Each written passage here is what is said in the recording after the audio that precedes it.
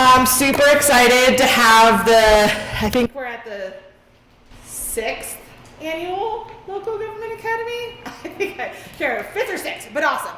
Thank y'all so much for coming here. My name is Kalina Pritchard. I'm one of 2 neighborhood specialists at the City of Missoula. Melissa Gluckert is our other neighborhood specialist. So we are the folks, or this is the office that puts this academy on. This is one of my more favorite programs that we do in our office. Not only to meet community members that might not be involved in the leadership teams that we normally work with, but a way for you all to learn a lot more about the city, meet city staff, meet city councilors. It's just a really good way to understand more about the operations and the services that the City of Missoula offers for our community. So as y'all know, today is our first session, and we're going to be going through the 3 branches of government. So we'll have the mayor talk for a little bit, some city councilors, and then our municipal judges towards the end of today. But before we get started, I really love hearing from everyone to understand where you are, what you're excited about, and your names. Obviously, I know names, but now it's like not matching names to faces.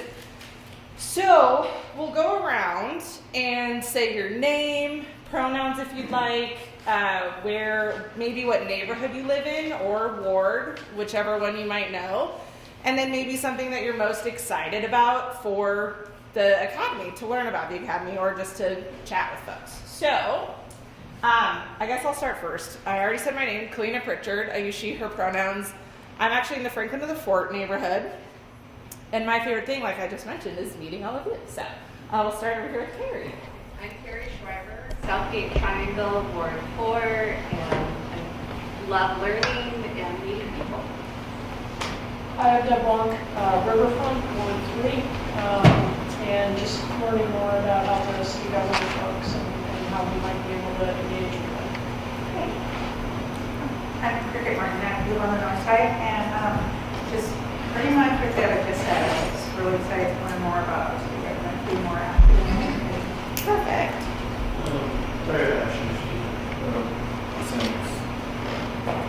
nice to learn more about the city and the government all over the Great. Susan Andrews, Ward 2, Grand Creek area. And I am perpetually confused, so government, figuring out government, where to go, and who to meet, and what to say, always a problem. I get that. Hoping to straighten that out. Yeah. Don Comstock from Ward 2 off of Mullen. The wife and I just moved back to Missoula and Montana, for that fact, after 37 years. So just kind of find out how the city's changed since the 80s and the 70s, since we lived here last. So it's just kind of a learning thing on how everything's grown and changed since then. Great. Yeah, no change at all. Yeah, right. Thomas Matthews, Lewis and Clark neighborhood. I'm hoping to understand how I fit in better with the government, how I interact with it, and contribute. Sarah McGifford, Ward 4, Lewis and Clark. I too am recently back home after many years away, and want to see some of the changes and want to see how I can lend a hand in Missoula.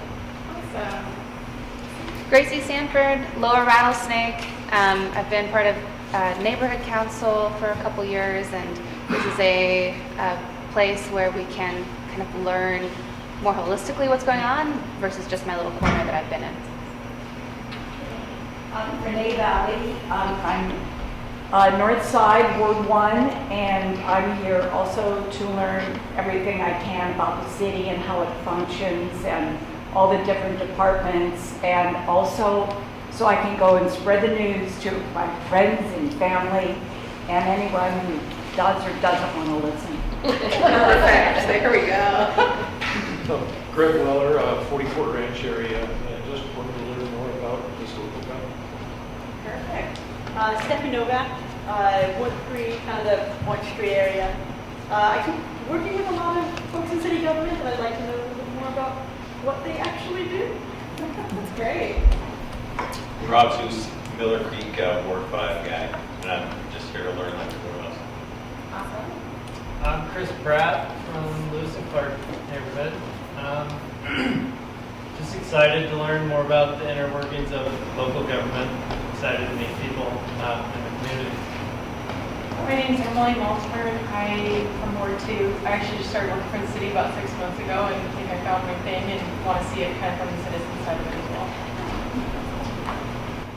I'm Kay North, and I'm from Franklin to the Fort, and I'd like to see how the city gets money. Not that I really don't know that, but and how it's appropriated. I'm Maddie Morton, and I'm Ward 1 in the Rattlesnake, and I'm here because I just want to understand more about the operational functionality of the city. I'm Anna Wilson. I'm in the Lower Rattlesnake and I live in Missoula, and I work for a few organizations that work pretty closely with the city, so I'm excited to learn more as the city side. I'm Scott Dorset, Ward 1, Upper Rattlesnake. Just looking to be a more informed and engaged citizen. Alan Parker, Ward 1, heart of Missoula. Working with the neighborhood team, and there's a lot of different moving pieces in government in Missoula, and plenty here to learn, I think. I'm Samuel from the University District. I'm just here to listen and learn. I am Kate Koenig. I live downtown in Ward 1, and I'm excited to get a more complete view of how the city works. Gwen Hoppy, and I'm looking forward to going to the fire department and learning something about finance with the city. Rachel Pauli, she, they. I am in the Franklin to the Fort area, Ward 6. And yeah, looking to be a more informed and engaged citizen. I've been involved in like statewide political things in the past, and this is my first time in these chambers, so I'm excited to be here and learn a lot. All right, Robert All, West Side, I think that's Ward 2. Participated in some neighborhood meetings, and you know, we're at a time with rapid change, and I thought it'd be terrific to learn, to be informed about what things are going on rather than being surprised. Thank you. I'm John Gilson, Lewis and Clark, Ward 4. My wife and I moved here in 2021, so we're relatively new to Missoula, but I found it a very welcoming and fun place to live.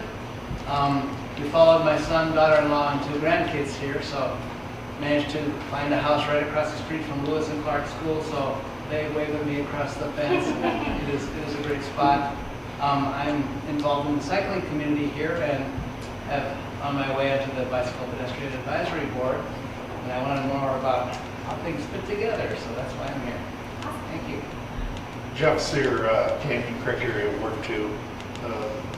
Here mostly to get an idea of how the city government is functioning. Great. Thank you all so much. It's really awesome to hear. I think we have a pretty good wide range of folks all across the city, and it seems like all of us are just wanting to learn more and understand better how to connect with city government. Before I hand it over, I just wanted to, everyone got a binder today. If your name on the front or on your name tag you want changed, just come talk to Melissa or I, and we can get that done for next week. In here we have the name tag, like I mentioned, our neighborhoods brochure, just to learn a little bit more about our office, the City of Missoula Charter, our schedule. For every session this year, I don't know if anyone has talked to folks who have gone through this before, we've kind of jumped around a little bit, but this year we thought it would just be best to stay in City Council chambers, close to transit, everyone knows where we are, and we're not going to be confused of where we go next week. The only exception to that is next week. We're going to the fire station. So we're actually going to go to, it's on Latimer Street. It's fire station number 4. So if anyone needs like a map or specific directions, just feel free to email me or Melissa and I can get you there. And then if anything changes, we'll let you know through email. And then in the back of the binder, we have a neighborhood resource guide. And this is something we put on through our office. It's just a lot of important information, like emails for city councilors, phone numbers for specific departments, if you want to file a report about a pothole or something up with the sidewalk or park, like all that information's there. And so it's a super helpful tool to use. You will most likely hear a lot about that throughout this academy, but it's just kind of a good place to start. Feel free to utilize the paper and the tabs for the different sessions. But with that, this is kind of your baby. Feel free to bring it to every meeting. We're not going to take it back from you. That's yours to have. Yeah, and I think with that, we can get started with today's session. So I'll hand it over to Mayor Davis. Alrighty. Thank you, Kalina. Welcome, everyone. It's nice to have you here. Thank you for participating. I mean, it makes my heart swell when people say they want to be informed and engaged citizens. That's what our democracy is built on. And so good on you for stepping in, being part of it, and learning more. One thing I've heard from folks over and over again that have participated in this program is, I had no idea. That was really surprising. And I have learned so much more about not only the local government, but how governments function together. The nestling of governments, you know, city, county, state, and federal. But here, of course, this time we're focusing on what happens in city government. So my opportunity and my honor is to start with the executive branch. The mayor is the executive of the City of Missoula, and I'm largely going to focus on what we mean by this charter. Charter is in your binder. The charter is basically like the city's constitution. So, right, like the United States has its constitution, the state of Montana has a constitution, and this is how we like to think about the charter. And it outlines pretty simple powers.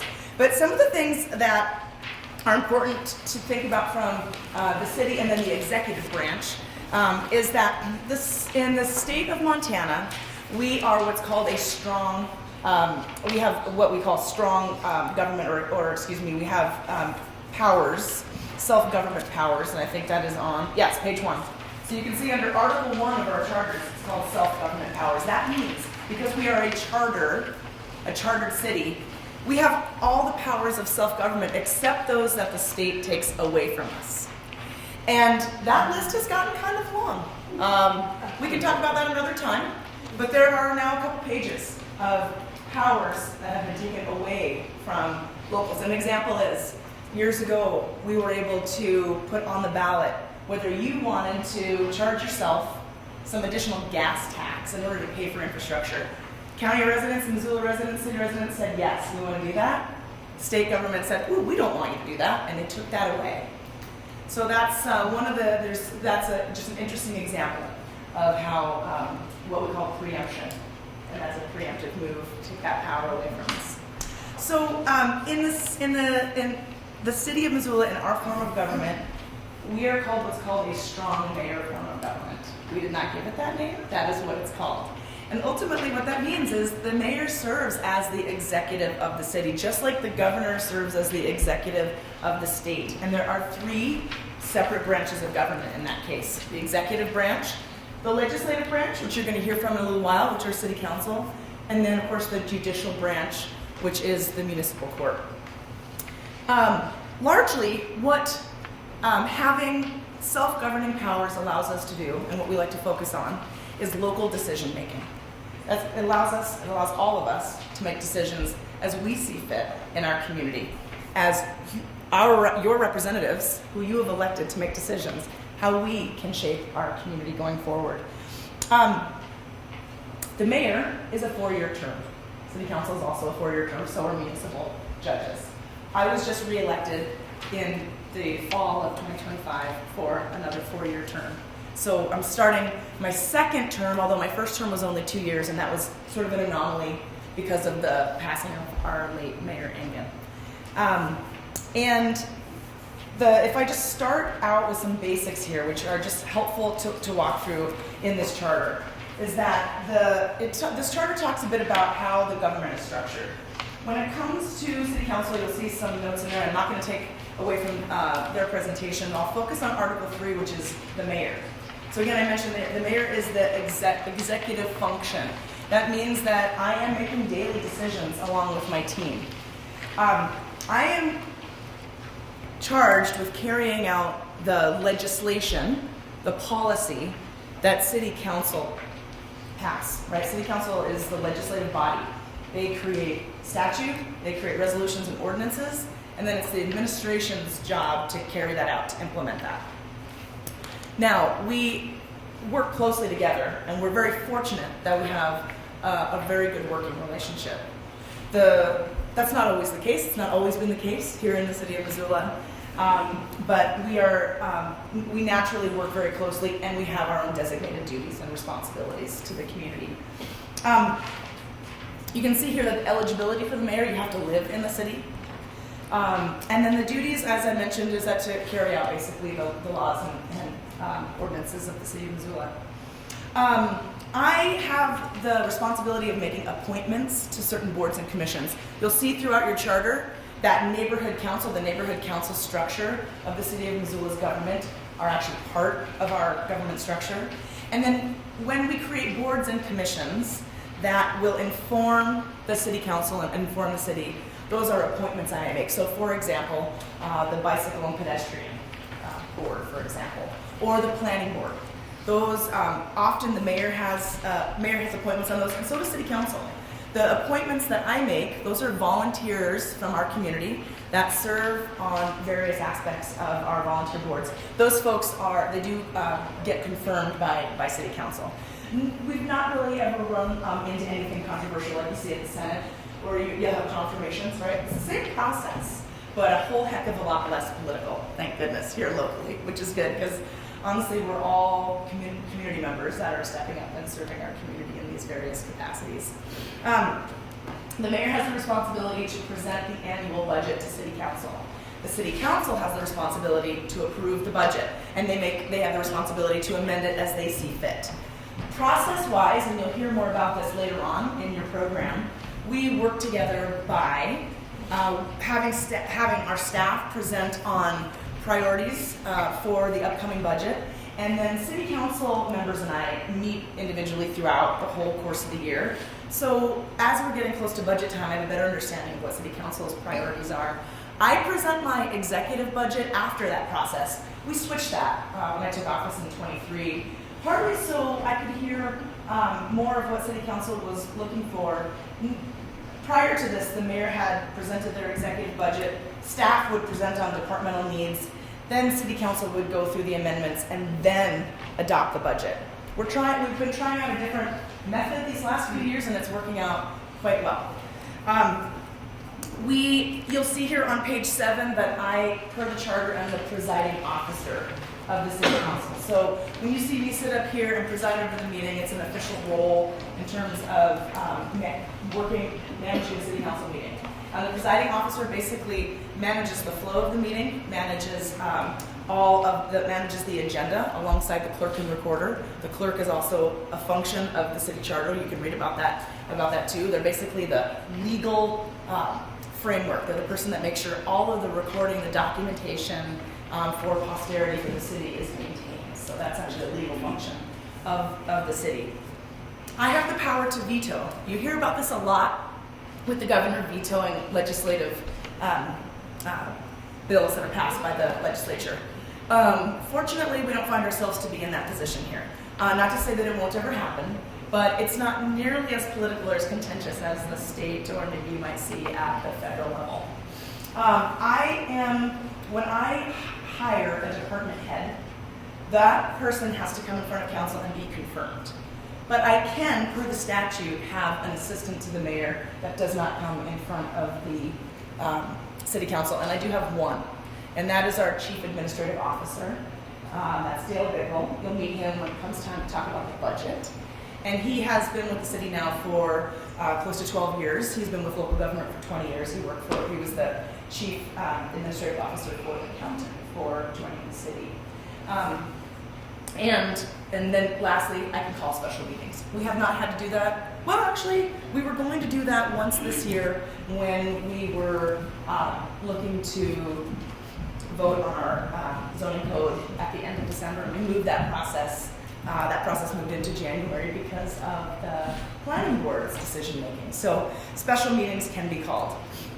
So that's just sort of some of the technical side of what happens, how my duties are outlined in the City of Missoula's charter. Really, again, really kind of our constitution. I always find it interesting to think about, like, what does the mayor do? Okay, so you're the executive of the city. In other places where the mayor is more of a ceremonial role and part of city council. So that's how it is in all other large cities in the state of Montana. Missoula is the only one where there is a strong mayor form of government. So I am both the public figure and the person out doing, ceremonial things, or being interviewed today by a national publication when they were inquiring about statewide politics and they wanted to get some perspective from a local elected official. So my role is often doing that type of work. And then I went right from that to meeting with the Parks and Recreation Director. And we were working on administrative functions for the city. My job is really to set the vision and the strategy, because I have a chief administrative officer who basically serves as a chief of staff. And again, that's that appointment that I made. That's my assistant, rather. That person is the one that actually is basically head of personnel when it comes to department directors. I just hired the Parks and Rec director. When I came into office, unlike what you hear at the state level, I don't come in with a transition team. Our department directors are not political appointees like they are at the state or the federal level. Here in Missoula, our department directors are statutory employees. These are professionals and experts in their field. When I came into office in 2023, it really took some time to get used to one another because I did not come from local government. I was elected after serving in the community in the nonprofit field. I did affordable housing work for over 2 decades. So I wasn't on city council, and I was not already an elected official. That's different in our other large communities or other communities in the state, where you have a city manager form of government, which is basically you have a council, and your mayor is part of that council. It's like a council head, basically, council president. And then you have a city manager that actually is the administrator for the city. They're the ones that are making day-to-day administrative decisions, but they are not an elected official. There are pros and cons to both of these structures. Fortunately, when a new mayor, when you're going through an election, it's a rigorous process, right? So the community puts candidates to the test. And the last mayor that was also not a city council person was Mayor Cadis.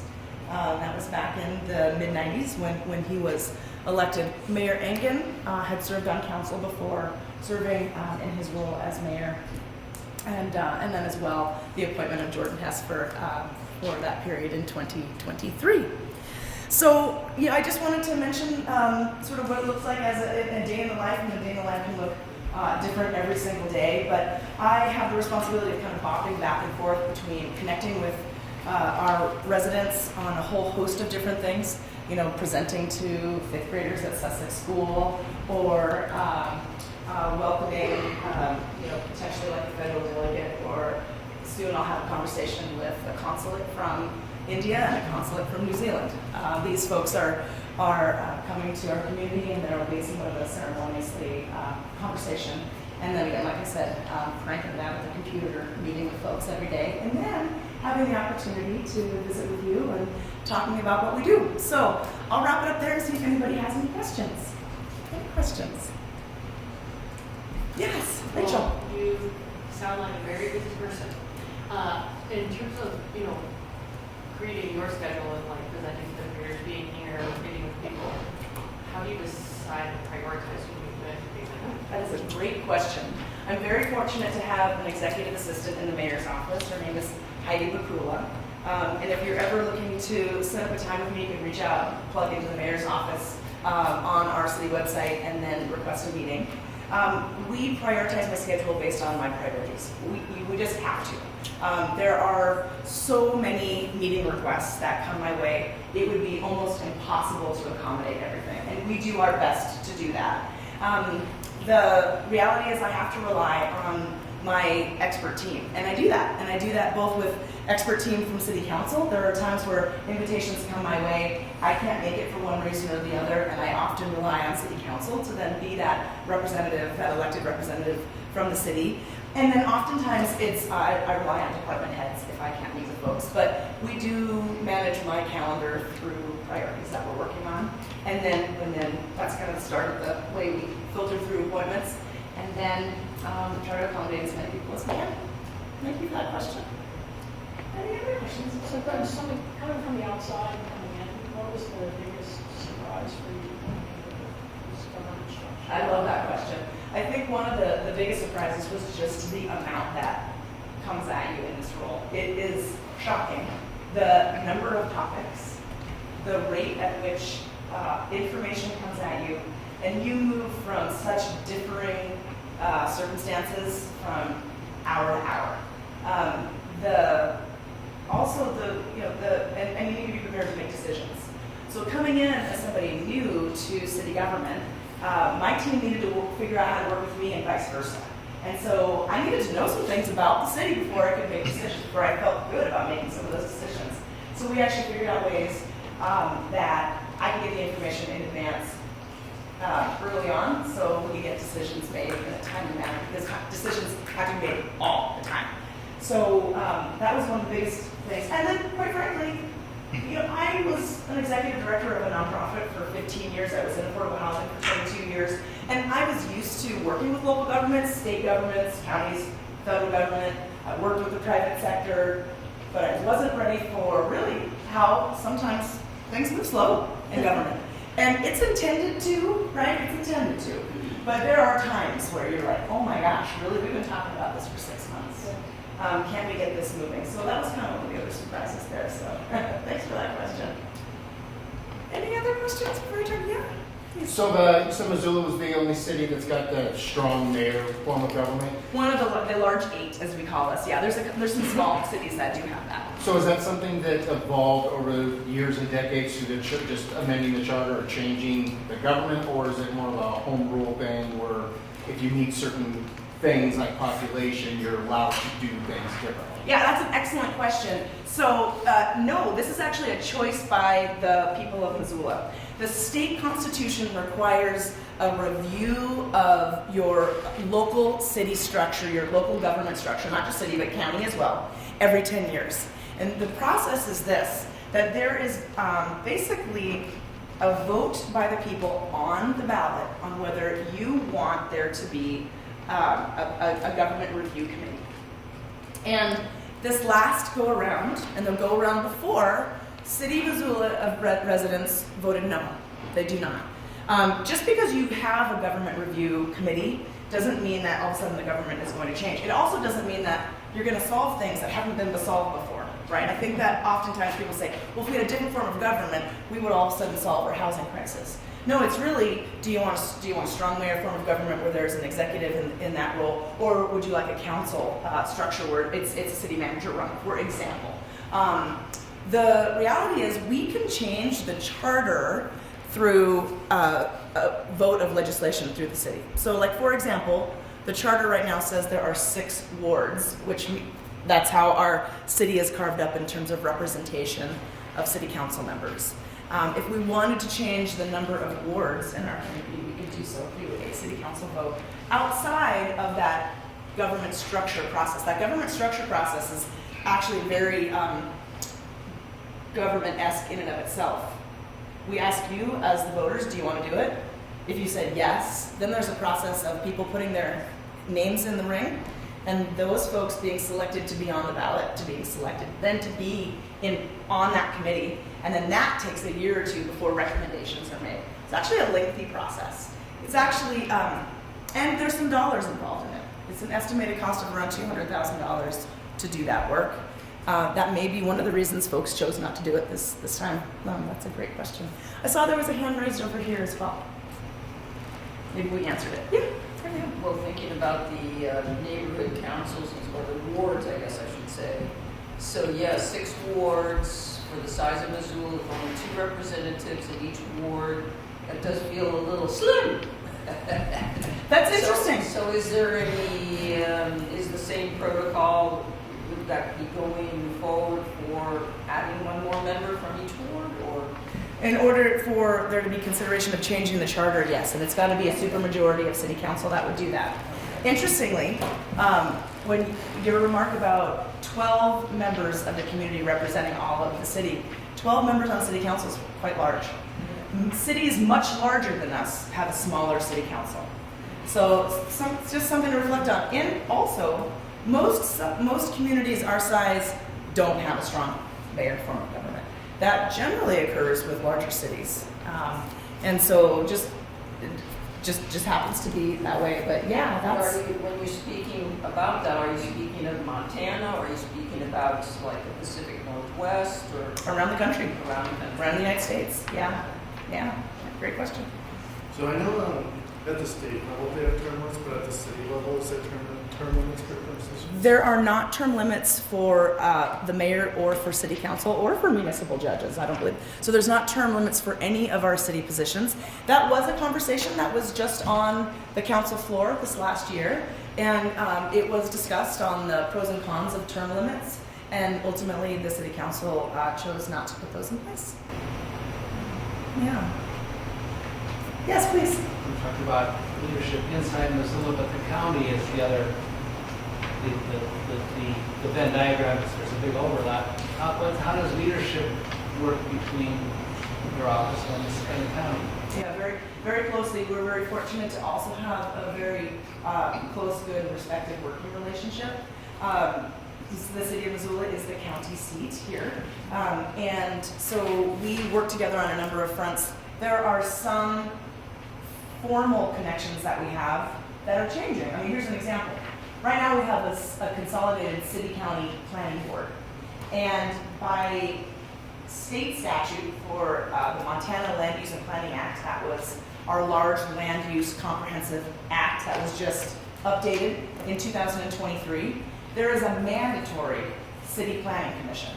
So when we took a look at that, we said, okay, there's a mandatory city planning commission, and it has a different function. There's a different adjudication function and a different way in which they're evaluating administrative decisions, land use decisions. And if there's an appeal process, that planning commission has a quasi-judicial responsibility. It goes from there then to city council. Because those decisions have the significant depth that they do, we made the decision alongside a discussion with the county, we're going to disband the consolidated city-county planning board and each have our own planning commissions. So that is where we had a formal working relationship for some time, largely informed by state statute, and we have both chosen to have our own planning commissions also as the result of state statute. We work together very closely on a whole number of fronts. As you can imagine, growth is one of those areas that is most significant. Our staff teams have interdisciplinary city and county working meetings on a whole host of different issues, utilities, zoning planning, land use, those type of things. I meet with each of the commissioners separately because a very different form of government. They are not a self-governing, they're not a self-powers form of government. And they serve, the Board of County Commissioners serve as the executive and the legislative branch as one. So there's only 3 of them, 2 makes a quorum. They're pretty conscientious of that. So I meet with them individually just on a routine basis so we can continue conversation, building relationships. A large part of being an elected official is diplomacy, and diplomacy is ultimately a huge function of democracy. And having relationships, especially when you need to work on tough issues, is really important. So we're lucky, I think, in that way. You never know who's going to be elected, though. So yeah, good.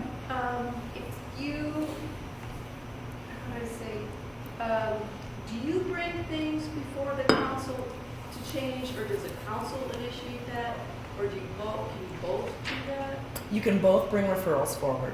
So it can come from the administration, which is the mayor and the staff, and it comes from city council. So both can make referrals to city council. The way, and our council members will talk about this more, it would never come as a surprise. So let's say, for example, our human resource department wants to bring forward a budget amendment.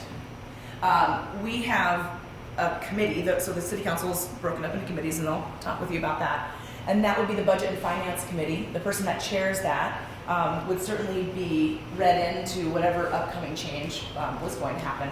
That would be coming from the administration, for example. But other things that are resolutions or ordinances that city council is proposing, again, policies, those come directly through city council, and city council has the support of the the city attorney for the city county for civil matters, as well as our clerk and recorder. So there's a kind of a dual function of those two positions in the city attorney and the clerk support both the administration and they support city council. But other department heads are the administration. They are not adhering to directives or taking their directives from city council. If city council makes a decision where they pass a resolution or they pass an ordinance, they direct the city to do something, and that goes through me, and I coordinate that with all my department heads. But they wouldn't coordinate directly staff work. Yeah. All right, should we turn it over to city council? Seems like a really nice, natural way to turn it over to city council. Does that sound good? Thank you, everybody. Have a great time. You have one more burning question? Okay. You, and then if I could visualize your support staff, how many am I visualizing? Well, in terms of like who's in this room for any particular city council meeting or the entire city? Yeah, I guess the entire city. To help you move forward day to day to day to day to do your duties. I mean, actually, never really thought about who was my support staff. The mayor's office, Yeah. there are four of us. Okay.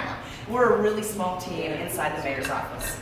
We're actually really small for the size of government that we have. The city staff, and this includes all of our utilities, so it's water, sewer, stormwater, everything that we do, is about 750 permanent staff. And about another 150 or so come on as seasonal workers, mostly through the Parks Department during our summer months. So a little over 900 staff. That includes folks that are running concessions at Splash and things like that. But my support team's pretty big. We've got every department head and then folks that they work with. And so I need to rely on them. I delegate all the time because they're the experts in their particular field. And so I rely on them extensively. Thank you for that question. Okay, I'm going to turn it over to City Council. Thank you so much. Also, we have our municipal judges here who are queued up to present on their section after City Council. I just want to again thank you for participating. Really appreciate the time and energy that you're giving your community by being here tonight and for the next several weeks. I look forward to seeing you again. Thank you. And actually, the judges we hear have a busy day tomorrow. So Oh, we're going to let them go. We're going to let them go in front of us. So you're welcome. All right. Nice.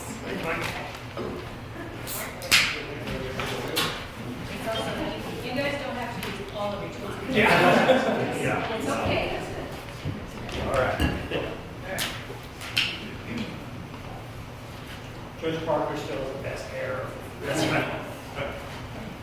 We got the same barber.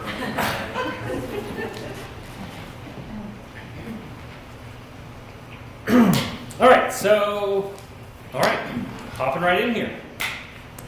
So my name's Jake Coolidge. I am one of the 3 elected municipal court judges.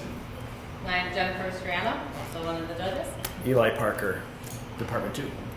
And so we are the judicial branch of the government, right? So kind of structurally speaking, we're 3 separate departments. We're all independently elected on the same election intervals. So every 4 years, you all, people in Missoula, vote for 3 different departments, all of us citywide, right? So you just did that like 2 months ago and elected us.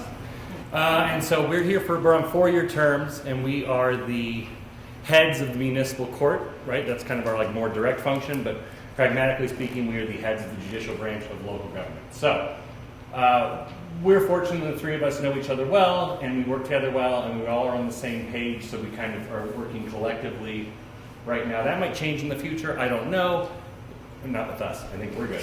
But, some iteration of municipal court moving forward. But, so we all work together, and so not only do we operate municipal court, but we also manage the entire municipal court staff, which is kind of the one caveat of what Mayor Davis was saying about department heads answering to her. We're interesting because we are a completely separate subsidiary of local government, where we are the administrators and the supervisors of our entire staff. And we supervise about 20-some staff, like 22 or 23 or something. Yes. And they oversee operations of all three of our departments. And so one of the main things we do is we process misdemeanor caseloads in Missoula. We actually have jurisdiction over the entire county of Missoula, but functionally speaking, we process mostly misdemeanor criminal offenses that are issued by Missoula Police Department. So when we're talking about misdemeanor criminal offenses, we're talking about crimes that are punishable by up to a year in jail. So kind of on the lower end of the spectrum, if you get a speeding ticket and you want to come talk about a fine, you will see us. If you get a speeding ticket and you want to contest it, you will also see us. But then we see things kind of on the bigger end of the spectrum in terms of misdemeanor offenses such as first, second, and third DUIs, first and second offense partner family member assault. And so lighter offenses in the broader scheme of things, but kind of a variety of offenses within that spectrum. And so another thing that we process are Missoula city ordinances. So a lot of the crimes that we see are things that are delineated by state legislatures of being violations of the laws, things like traffic offenses, but also state criminal offenses, which are all the things I just described, but also city council ordinances, specific things that have to do with kind of the legislative body in the city's ability to regulate these types of offenses. So we see a pretty broad array of things. I mean, we're actually one of the biggest courts overall in the entire state of Montana. There's only a couple more courts that deal with more offenses than Missoula Municipal Court. So we deal with an incredibly high volume. We're also kind of interesting elected officials in as much as that we spend a lot of our time face-to-face with constituents. What I mean by that is that we have open court every single day. And open court is people who get cited with an offense and come and talk to us about perhaps why they were speeding, or their financial circumstance, or how they've since gotten insurance, or their registration was expired for a reason, or they're pleading not guilty to an offense. So we're in a unique position to whereas we spend a ton of our time with direct interface with our constituents, which really differentiates us from most people in local government, but also in particular, most people in the judiciary. Because for instance, I think a lot of people, if they think about a judge that's in a position, they might think of someone on the United States Supreme Court, for instance. And I've never been a Supreme Court justice, but I can tell you, I don't think they spend much time talking with constituents. And we are on the complete opposite end of that spectrum. So I will say that. We're operating out of City Hall all the time. There are 3 courtrooms there. I encourage and welcome any of you to come see us. Generally, what I can tell you about our approach and what we deal with is that in Missoula, we also deal with disproportionately a lot of crimes that are associated with poverty and deficiencies in state resources, such as things like mental health issues, substance use issues, housing instability, a lot of criminal offenses that are really disproportionately associated with experiencing poverty or housing insecurity. So we also have a really interesting job is because we, on a daily basis, are trying to address issues that are derivative of very larger socio-political issues where we have very, very limited tools. And so that is something that we continue to grapple with every single day in our work. And then we work with a staff that we oversee, that we try and execute a lot of these policies and projects to try and better address these kind of things. Because I think from our perspective, what we are trying to accomplish is trying to get people in a situation where they no longer commit criminal offenses. So a lot of our policies and practices that we have are focused on the reality that a lot of the issues that bring the people before us are issues that we have very limited tools for. We can sentence people to jail, and we can fine them. As you can imagine, those tools run out of efficacy in a hurry. So what we've been trying to do since we have been on the bench in Missoula Municipal Court is to try and utilize the resources that we have in the community to try and address some of those issues, to try and address the underlying what are called criminogenic factors or aspects of a person's life that leads them to commit criminal offenses.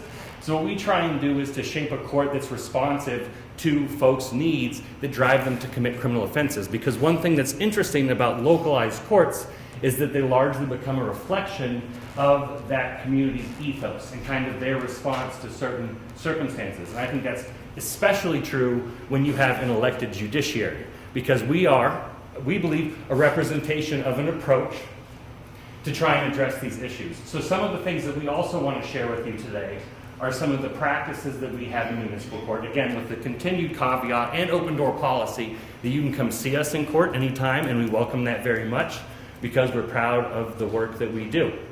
So I think it's worth talking about some of the stuff that we do that's kind of unique to Missoula and some of the things that we are proud about in municipal court. And where to from there? Sure. I'll take it. That's there you go. Sure.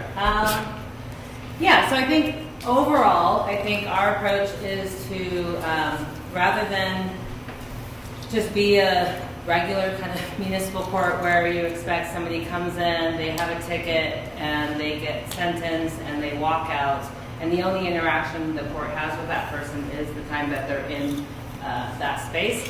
We wanted to change that model a little bit more to be actually turn our court into a resource for people, and to actually, when somebody walks in, we want them to leave in a better place than when they came in. So, for example, I mean, we deal with a whole host of issues, as Judge Coolidge said, and so somebody steals a sandwich from Walmart or something like that. The reason they stole the sandwich was they were hungry, they don't have food. Or they are an alcoholic, and that's the reason why they drove drunk. Or they don't have a house or a place to live, and that's why they're sleeping in a tent in city limits, right? So it's the why somebody does something that we wanted to focus on more, rather than, we know if I give them a fine, that's not going to change their housing situation, that's not going to change their food stability situation, nor if I put somebody in jail for a certain amount of time, that's not going to not make them an alcoholic anymore. So our approach is really to kind of focus on the why people do things, and that is what we see will change behavior. So we have, cases kind of run in different stages. There's a pre-trial stage, which is when somebody comes in and pleads not guilty to an offense. That's a stage where the presumption of innocence still applies, so they haven't been convicted of any crimes, that sort of thing. And then there's a post-sentencing stage when somebody is convicted and they are sentenced. So in our pretrial kind of phase here, we have to assess risks of whether they should be released from custody, and then also we need to impose conditions. And so in a pretrial phase, again, that presumption of innocence, they're not convicted of anything, we have to balance that pretty carefully to not overimpose conditions on somebody who hasn't been convicted of anything. And the main core focus of pretrial is we want to make sure they come back to court, and we want to eliminate or at least prevent them from reoffending or getting a new offense while they have this case pending.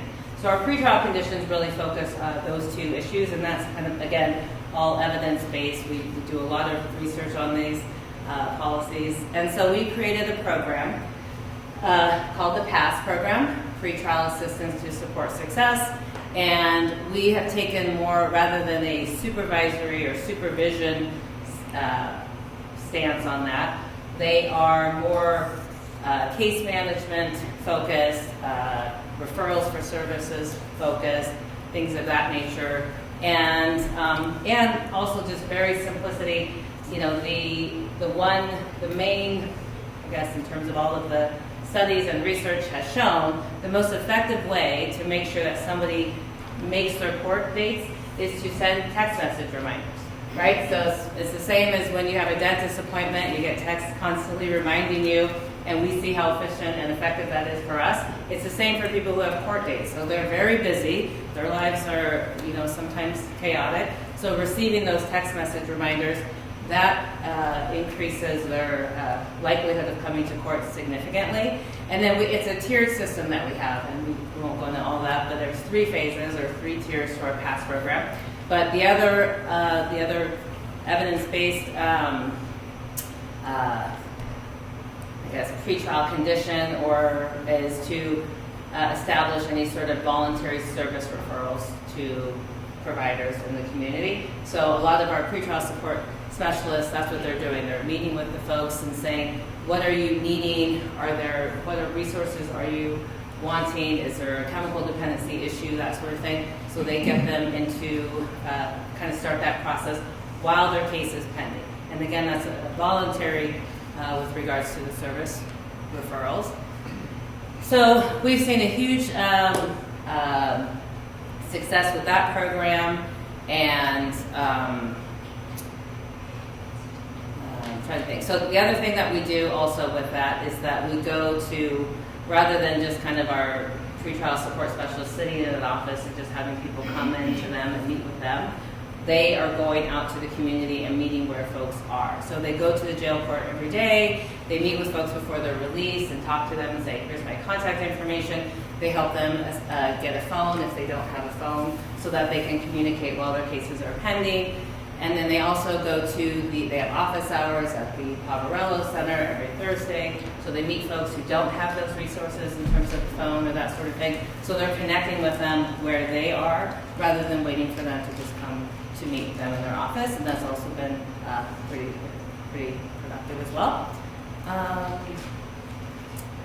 Yeah, and I guess I'll just briefly mention then on the flip side of that, we have a post-sentencing specialist, which is another kind of program that we've developed that deals with somebody who's been sentenced, convicted, then we impose conditions of that sentence. And those can be a little bit more, I guess, hefty, right? Because then that conviction is there, and some of the conditions are mandated, they're statutorily required, and some of them are, we just feel like this would be a good condition to help this person prevent them from committing another offense. So we have, but generally what would happen is courts would just sentence you and say, here you go, here's your sentencing judgment or your order, you need to go figure this out. And it can be very challenging to find counselors that accept Medicaid, or even who is a good counselor, or who's the appropriate counselor. Is this court approved or not court approved? So we created this position of post-sentencing specialist, who then follows up with the folks after they've been sentenced, and then says, here's what, gives them all these options and helps them kind of navigate that world after they've been sentenced. So then it prevents them from coming back on a revocation or a failure of complying with their sentence. So that's kind of the two big programs that we've started with regards to those two phases. And if I may bridge, we'll talk about community court and that I want to add, but so, in terms of like a branch of government discussion, I think it's important to note that we're like explaining to you how this process works in terms of how we deal with the pendency of a criminal citation. I think it's important to note two things, is that we're one thing that's called a court of limited jurisdiction. So when we're talking about how we deal with misdemeanor criminal citations, it's our whole world. Because courts of limited jurisdiction, in contrast to courts of general jurisdiction have jurisdiction over a multitude of things, including property disputes, civil lawsuits, you name it, parenting plans, whatever it may be, that's district court, that's not us. The judicial branch of the city government is unique in as much as that it's a court of limited jurisdiction, so we have a much smaller scope of things that we control. So we also have a much smaller scope of things that we focus on. So when you hear like the mayor talk and city council talk, and you hear much more general aspects of legislative or executive action, our task is much more surgical. It's much more focused on a very specific aspect of execution in terms of like what we are trying to do. And it's also an interesting thing, kind of like historically speaking, because municipal courts, again, generally speaking, the criminal justice system is society's implementation of its expectations of how to enforce social norms. That's at its core what it's designed to do.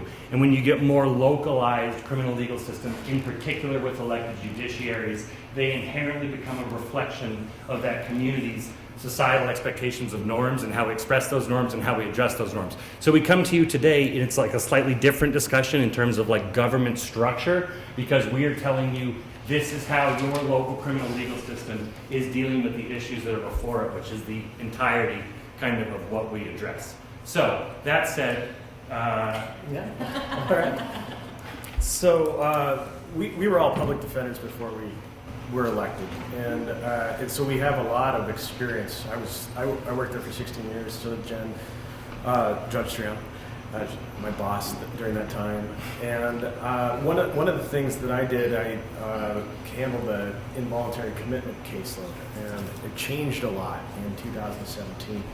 The state funding for something called essentially a case manager or a caseworker dried up, and there was this massive calling. Could you speak a little bit louder? Yeah, use my stage voice. And what those folks did for people was gone. And one of the things that I had a conversation with the chief of police about was how things changed for him too.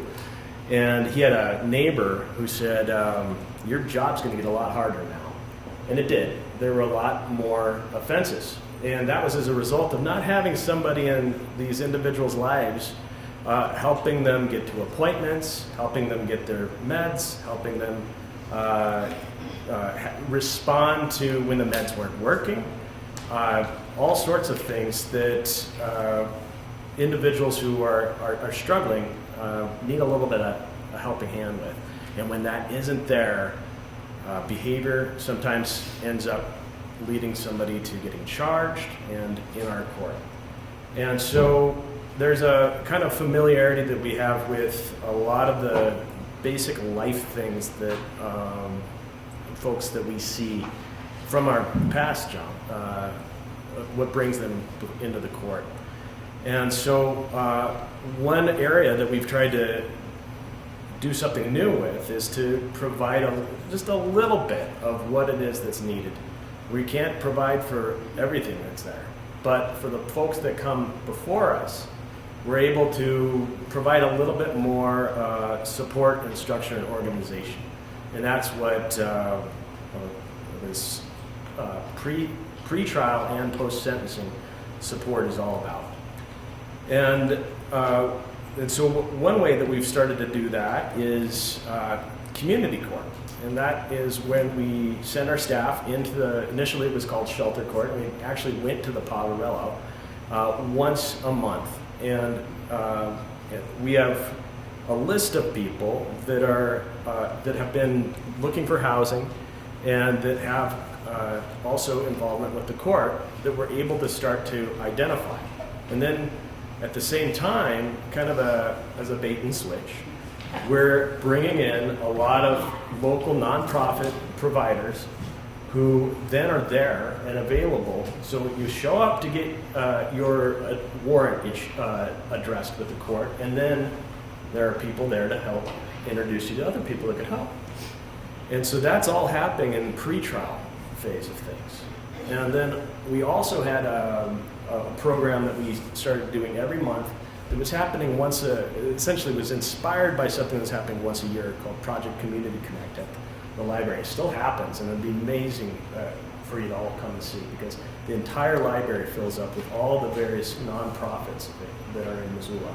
They have the Humane Society there, they have people getting haircuts, they have the partnership is there giving vaccines, there's Indian Center, mental health, veterans services, you name it. And all of them it was incredible to see, and we were able to recreate that at a smaller scale monthly. And we have folks like wardens and other, who else? Wheat Montana. They donate food and cookies and sandwiches and coffee, and all these providers are there, and we're able to essentially use the involvement that people end up with as a result of things in the court and kind of funnel them back into the resources that are available in the community. And it's at no cost to the taxpayer because those services are already there, and it reduces the cost to everyone, because those warrants, when they're getting addressed and we're getting people back into the system and getting them moving through the trial process, aren't having to be dealt with by our law enforcement. And so that is community court and RAD, Resource Action Day. So I will also just add one thing that's, again, kind of this like contradiction between talking about municipal courts being like an expression of local governance, really at its core, is that in somewhat of a contradictory sense, a lot of people have no idea what the hell's going on in their municipal courts. And so we also have been trying to shift that, because part of like our judicial ethic push is to educate people and create trust and transparency in our court systems. So something that we are focusing on a lot, just to kind of flag to you all, is that we are trying to do a better job of sharing with the community what's going on in their local court. And so I would just suggest that you look at our website if you want to see what's going on, or if you want to talk about what's going on, because we have launched a monthly newsletter called Muni Minutes that we are putting out at the end of the month, every single month, that we're trying to focus on differentiated topics. Another program that we have that I won't get into today, because I trust that you all will be reading the February edition of Muni Minutes, is Traffic Court, which focuses extensively on driving on a suspended driver's license, which is the whole thing that we could get into further today. But again, I just direct you to our website. Again, we're trying to be more transparent. I will say that our doors are open literally 5 days a week, and court's always going on, and you can always come see what is happening. To Eli's Point Project Community Connect is happening on Friday, March 27th. I cannot emphasize enough how much that would be worth your time to just see in action. It's 4 floors of the library, 75 service providers, absolutely remarkable. Also, the second Wednesday of every month is our Resource Access Day, and I strongly encourage you to check. March 11th is the next one. Yeah, March 11th. So yeah, second Wednesday, 4th floor of the library, 11 to 3. Even if it's just to check it out, I really encourage you to do so. And if you're ready to get even a little further into the weeds, you can come see what we're doing at Community Court. But that said, you know, it's 7:30. I think questions make sense now. Does anybody, Rose, any questions? Yeah. Who handles felonies? District Court? Yeah. Yeah. I'm really impressed with what you're doing with the PASS program. I've got sort of a multi-part here. How long has it been in effect? Do you have any metrics to measure success? If so, what are they? And also, how you do? How are we doing? Successful. In general? No. You want to go home. So the PASS program's been in effect for 3 years. Yeah. And we have massive amount of data on its efficacy, and so I believe it's on our website. It is on our website. Yep. So, yeah, we have.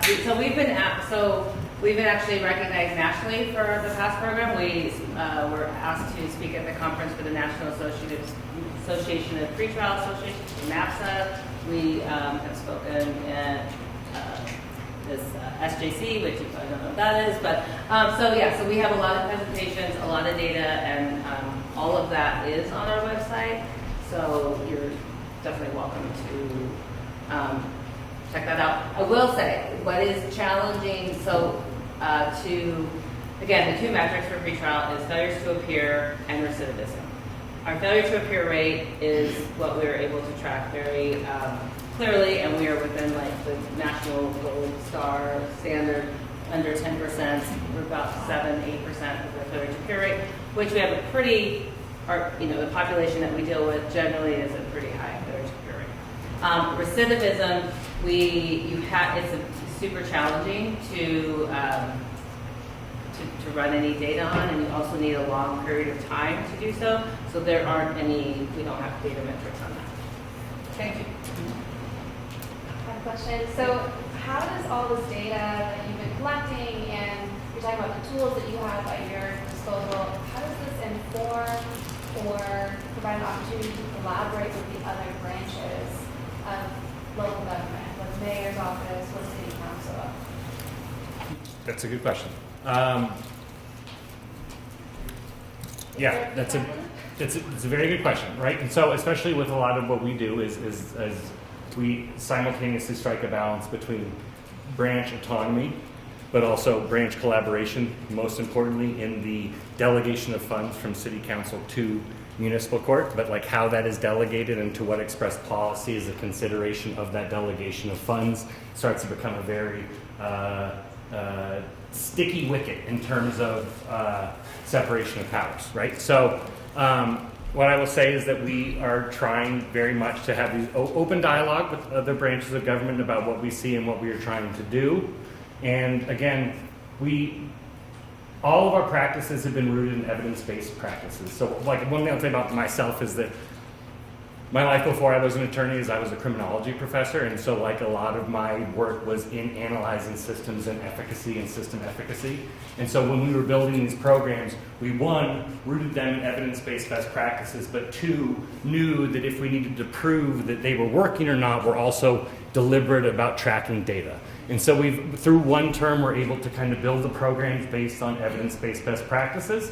And one thing that I find relatively unsurprising is when you base policies on evidence-based best practices, your outcomes oftentimes also mimic what you would expect based on those evidence-based best practices.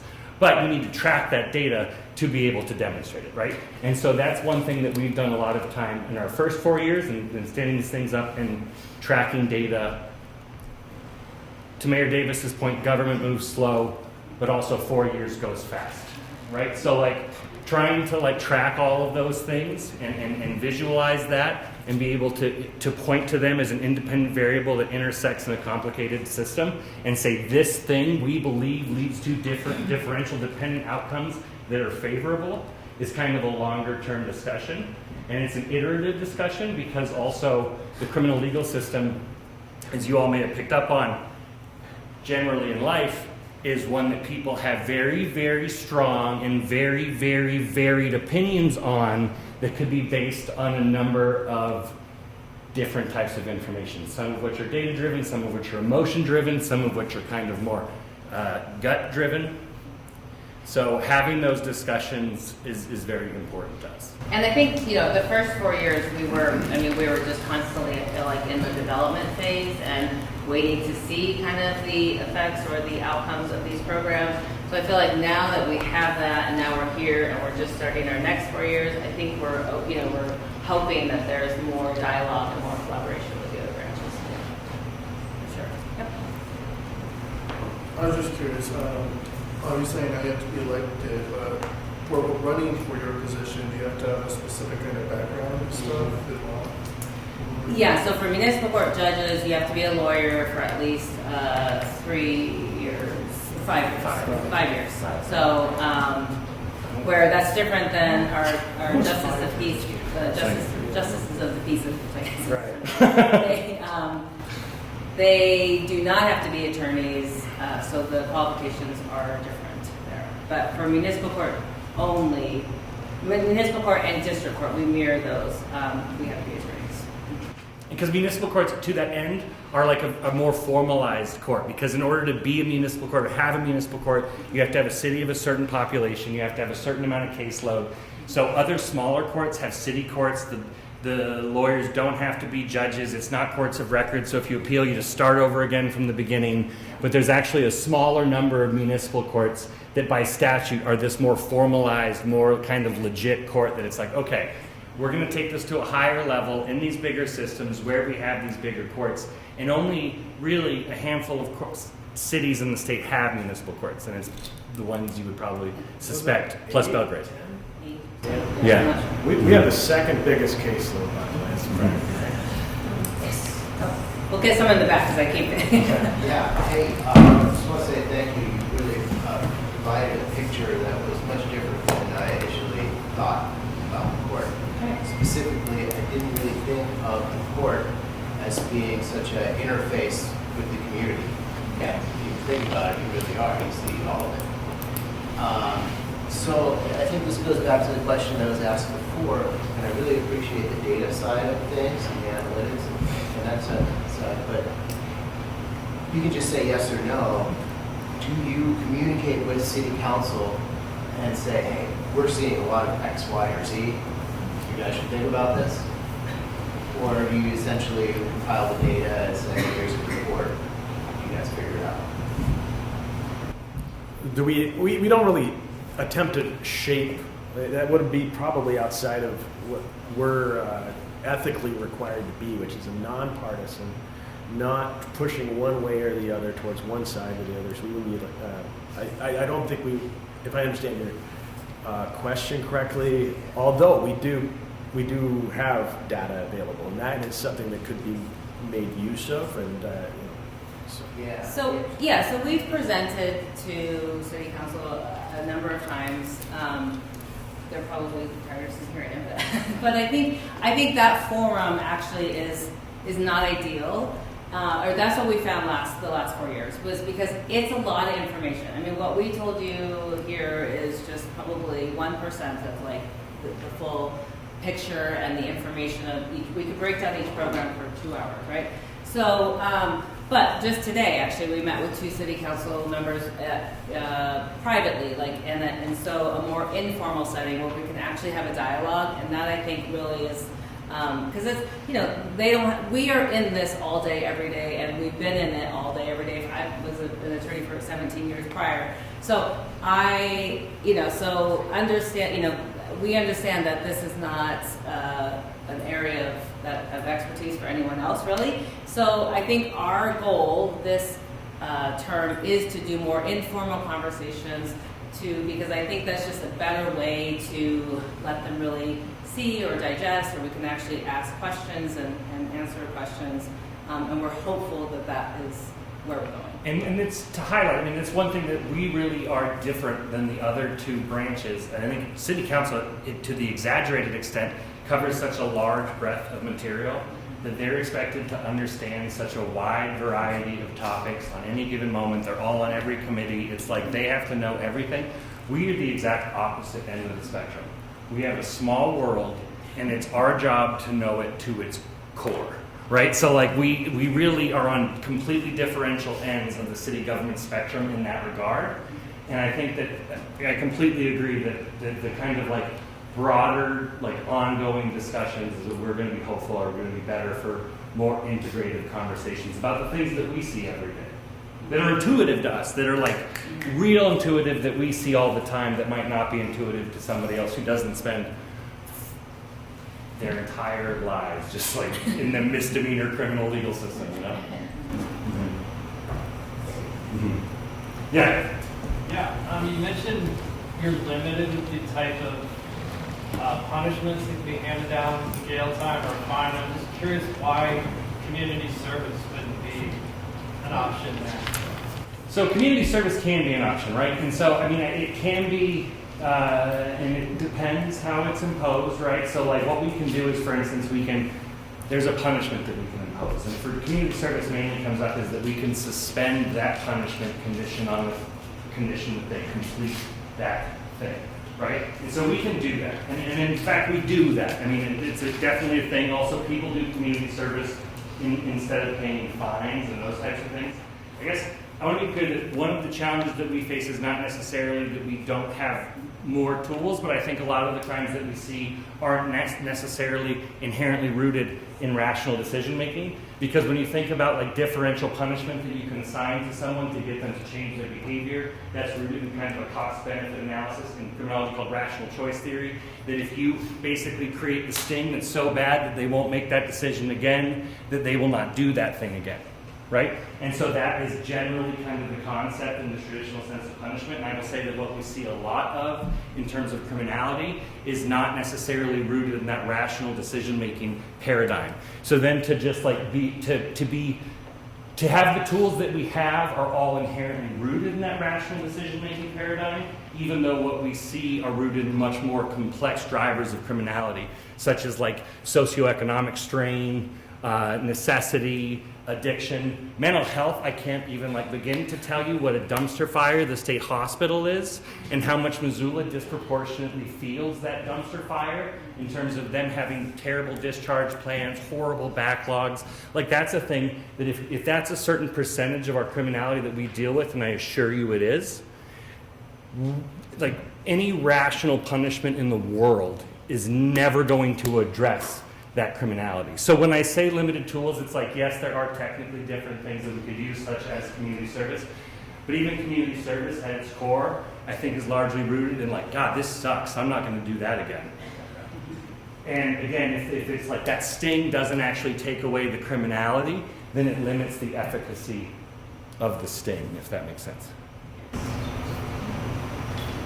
Yeah. If we were looking to sit in on a day of court, what would that process look like? Both from a like policy standpoint and a what does it look like to be polite about that process? Totally. No, come down. Come down and see us. Like, let us know. Honestly, you just come to municipal court. You can log in on Zoom, but if you don't know what you're looking for, that could be like a little harder to figure out. So, but just come to City Hall and come to the front desk, and you can like literally tell the people up there. You'll most likely talk to a lady named Chris or a lady named Genevieve, both lovely people, and just say, hey, we heard the judges talk, and we're just trying to see like some court that's going on. What do you have going on this week? I guarantee that they would point you in the right direction. And if you're looking for a very enthusiastic ambassador, you could go a step further and ask for our court administrator, Carrie Dady, and she would be more than happy to also explain kind of like what your options are to view it. Because like on one hand, you could view our kind of standard court calendar, but on the other hand, if you wanted to view some of our court programs and actions, such as community court or RAD, they could kind of get you on the right path to see what those look like. So all of our schedule is all online as well. If you want just like our day-to-day, our nuts and bolts, that's open court. That's where we see everybody who has been charged with something. So they're coming in, so it could be a speeding ticket or a DUI or an assault. And that's their initial appearance. So that's kind of that's every day. And those schedules are all online, so you don't have to call ahead or anything. And you can just come in and sit. You don't have to let us, you don't have to like check in or anything if you're just observing. You're always welcome to do that. Well, maybe to answer your question about what that basic function is, you have a constitutional right, if you're accused of a crime, to be put on notice of all the rights that you have to defend yourself against it. And it's a judge's role to make sure that you put on notice of those rights and what the worst case scenario is. And that's what the initial appearance and arraignment is. And so when somebody gets a ticket from an officer, you get the ticket, you got a speeding ticket or something, and it tells you a certain number of days you have to show up in court. Well, what you're showing up for is if it's a citation in municipal court, is there's not going to be a prosecutor there probably or a defense attorney there. There's just going to be a judge and a clerk. And you show up and we read you a number of rights and then call each case individually and then address what's on the ticket and tell you what the maximum penalty could be. And then answer any questions about what the process would be depending on how you want to plead, either guilty or not guilty. And then you make a decision. If you plead not guilty, then the pretrial process goes forward. And either you enter a change of plea at some point after you've had a chance to look at the evidence against you and consider any offer that's been extended by the city to resolve the matter without proceeding to trial. Or you proceed to trial. And at that point, either there's a conviction or there's not. And that is the pretrial process that we've talked about. And then after that, if there is a conviction, then there's a sentence. And the sentence has a number of conditions that you have to follow for a particular period of time, or it's just a fine. And that's essentially what we do every day. A lot of what we do is also law in motion, besides that open court where just citizens are coming and they're meeting the judge and they're being told their rights and what the worst case scenario could be and all that. And once a case is moving forward, there are matters where people are representing themselves, and there are matters where people are represented by counsel. And in any of those cases, there can be motions that are filed, and the court then has to make a decision about the different arguments that are made pro and con about those motions. And that can all result in sometimes limitations on certain evidence that can be presented. Sometimes the case could be dismissed, and then that can also be appealed to the district court and then eventually to the Supreme Court. And so that's how the nuts and bolts of it work, and I think that's what you were asking me. Yeah, you all three kind of touch base on Yeah. it. Do I say hello? Sure. You're always welcome to. That's fair. We'll probably call on you to come up for a case, and you're like, no, I'm just here. Yeah, anyone's welcome. Yeah. You mentioned that the volume is high in Missoula, second highest in the state. I'm curious what you might think the reason is that we have such a high volume. Volumes, traffic stuff. And it's just numbers, right? It's just population numbers. Probably like per capita crime. I mean, crime in Missoula overall is down and decreasing, so that's all good news on pretty much every level. But just in terms of volume and in terms of population, that's why. And Billings Municipal Court has a higher volume than us. So Yeah. it is like strictly like rooted in population, Yeah. policing, Yeah. those types of things. Yeah. Yeah. Do you take turns, or are all three of you working? No, just one of you at a time. Nope, we have 3 courtrooms and we're all running at the same time Okay. for the most part. Yeah. Yeah. What's the total staff of the municipal court? I mean, you have caseworkers and. Yep. So I think it's 23 with including us. 23 with us, I think. Yeah. I always kind of somewhere around there, 23, 24. Yeah, so we've never increased our budget over 4 years, and we have not increased any staff. We just shifted, we reclassified prior positions. So that's why we've created a case manager in our office. We've created a post-sentencing specialist in our office. We've created court specialists, court support specialists. Those were just positions that were doing other things that we kind of took on ourselves or spread them out in other ways, but we've just been reclassifying and repositioning the prior employees, yeah. I feel like we're really, you guys. Yeah. Someone mentioned that you all knew each other before you all ran together. I remember Yeah. that. Did you go into this thinking, hey, we're gonna do this past program, we're gonna do this differently than other places, and we're gonna get, your goal probably wasn't to get, but speaking, get awards and things like that, but how did you all come together? Did you all go to law school together? Like, how did you all come together personally? We did, actually. We weren't thinking about that when we were in law school. Yeah, I mean, we all worked at the public defender's office together at different spectrums and different areas and all of that, so we knew each other at that point. This was not very well planned or very thought of. It would just kind of slowly, organically happen. There just happened to be 3 positions that opened at the same time. I initially was thinking of running and then kind of got interest in other, kind of helped them to bring them with me. So it was not like strategic. The strategic thing we had though was, we've worked in this system for many, many years, all of us. We've seen whether the municipal court here or other courts around, we saw flaws in the system. We saw barriers in the system. We saw how the system affected people who it impacted. And so collectively, we all knew that. And collectively, we ran to reform the system and criminal justice reform. So we all have a very shared philosophy regarding that. And that's been essential because it didn't have to be, right? So there's 3 separate spots. One of us could not have been elected, 2 of us could not be elected. Moving forward, there's always going to be 3 slots open, and 3 different people can be elected. So it may be very chaotic later elections, but we are very lucky. We all have the same shared philosophy, and yes, we ran on a criminal justice reform platform. We were very outspoken about what we felt needed to be changed, specifically with this court, and we kind of hit the ground running. I think we created these programs within like the first 6 months to a year for us being here. Yeah. Okay, I think we'll let. All right. Thank you all. Thank you all. And again, also just a little plug. We have a Facebook page and Instagram, so you're always welcome to follow us on those platforms as well. So I'm going to check in with the group really quick. Are y'all wanting a quick little break, or do you want to keep moving forward? Show of hands for break. 5 minutes. It's one more, yeah, I mean, usually, it's usually going to be 8:30 or 9, so we can take a quick break or we can keep it. Let's take a quick break. Okay, 5 minutes.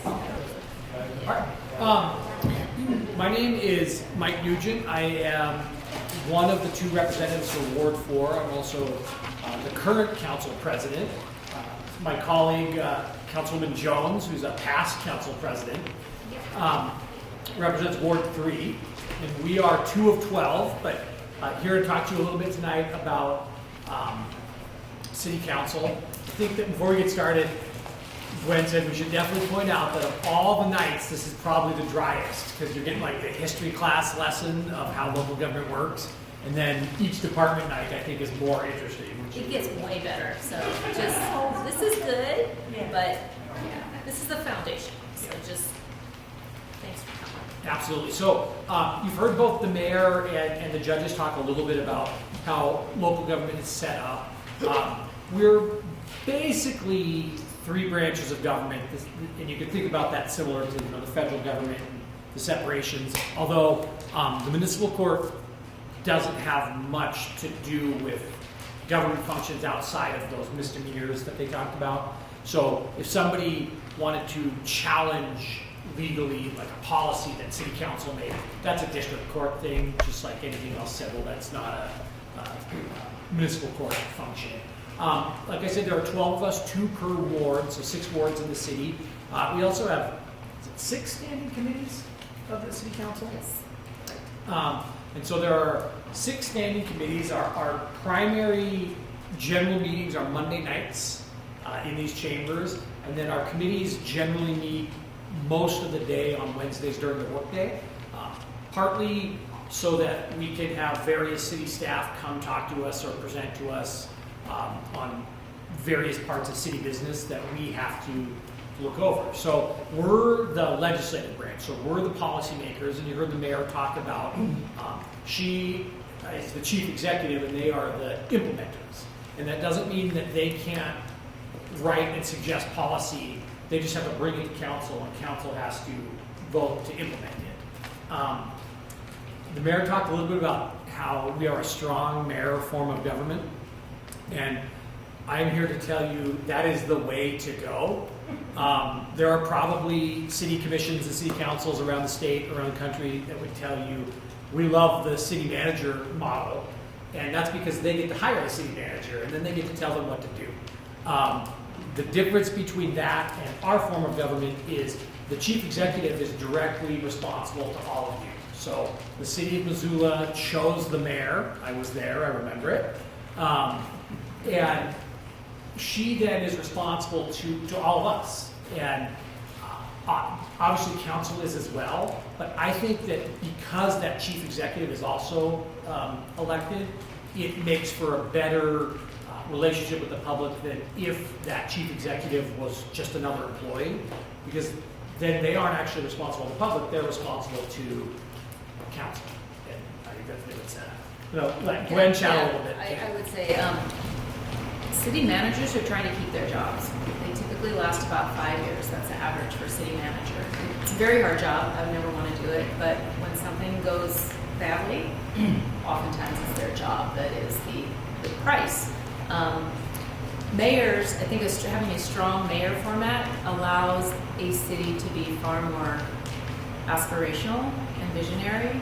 And I think we've seen that in Missoula because I think we've had good mayors for several decades now. Strong mayors who were good mayors. It's just a very different dynamic than a city manager who is trying to kind of maintain status quo for the most part compared to a strong mayor. So yeah, it's a very different, and it's so funny. Missoula will do something, and we're the blue bubble, of course, in Montana, and all those crazy Missoulians. And we do something, and then guess what? The other cities start doing it too, and they follow us. So I think we are a leader in Montana because we will step out there and try stuff. And I think part of that is really driven by that representative form of government. From all we can tell as we talk to some of our colleagues who serve on councils or commissions around the state, is that there's a lot more of the day-to-day business of the city that comes before council, especially on those Wednesdays in committee. I don't know how other cities operate, but they seem to spend a lot less time in public meetings. And I don't know that that's actually a good thing. We spend a lot of time in public meetings. Every meeting, whether it's city council or committee meetings, has a public comment period. People get the opportunity to give public comment on items not on the agenda.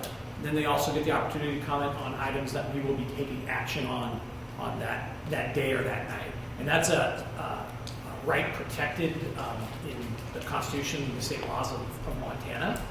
We're a very forward-thinking state in that regard. But one thing that I think sometimes can be frustrating for people who come and give comment at our meetings on Monday nights or on Wednesdays or whenever that public meeting may be is that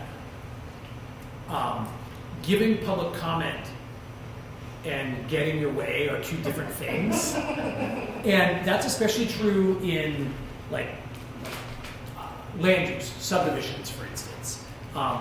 Subdivisions are governed by a whole lot of state laws that basically narrow the decision-making space for city council.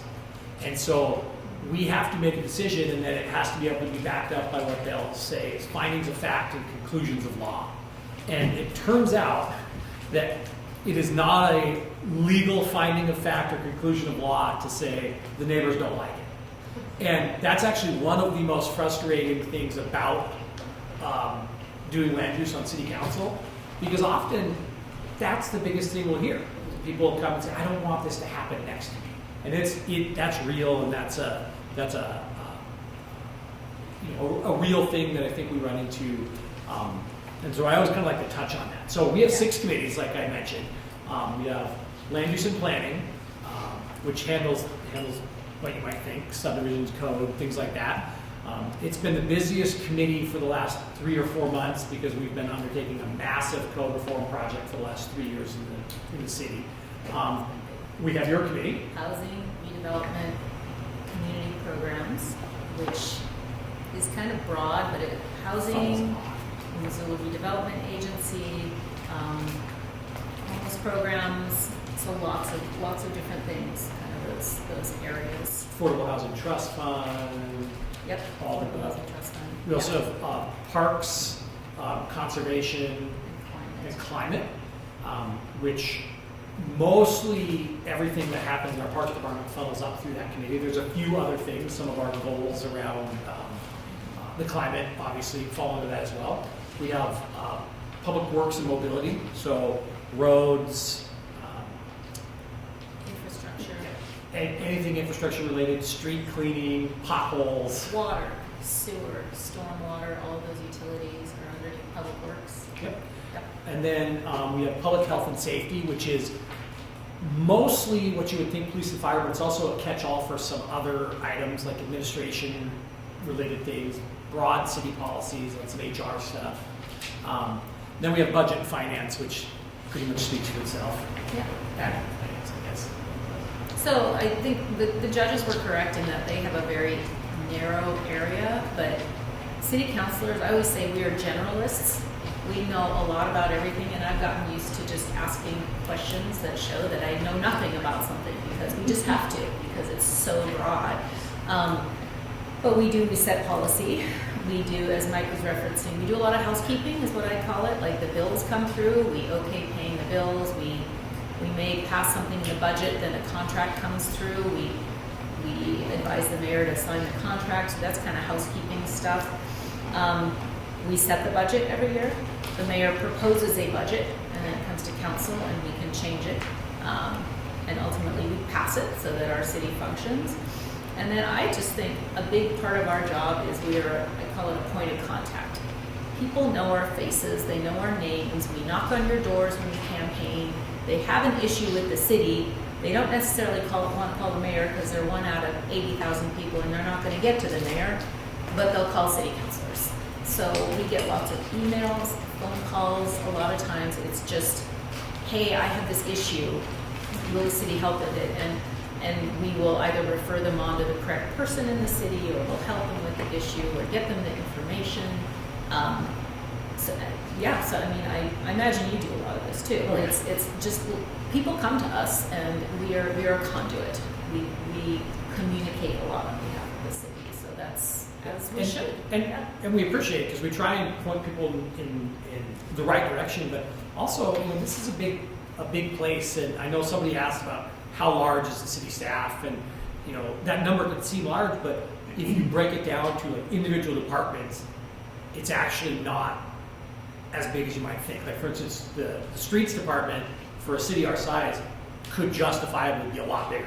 It never will be, we can't afford it, but I mean, it could. An example of a constituent message I got a couple weeks ago is somebody emailed me actually from a different ward, Ward 5, and they said, there's this tree in the alley that's been blocking deliveries for a year and a half since the big storm, and nobody has done anything about it. And my first reaction was, this has got to be on private property because there's whatever, but I said, hey, I'll look into it, and I forwarded it off, and part of, I think, the individual council members figuring out the org chart, but then also who on the org chart knows the things, right?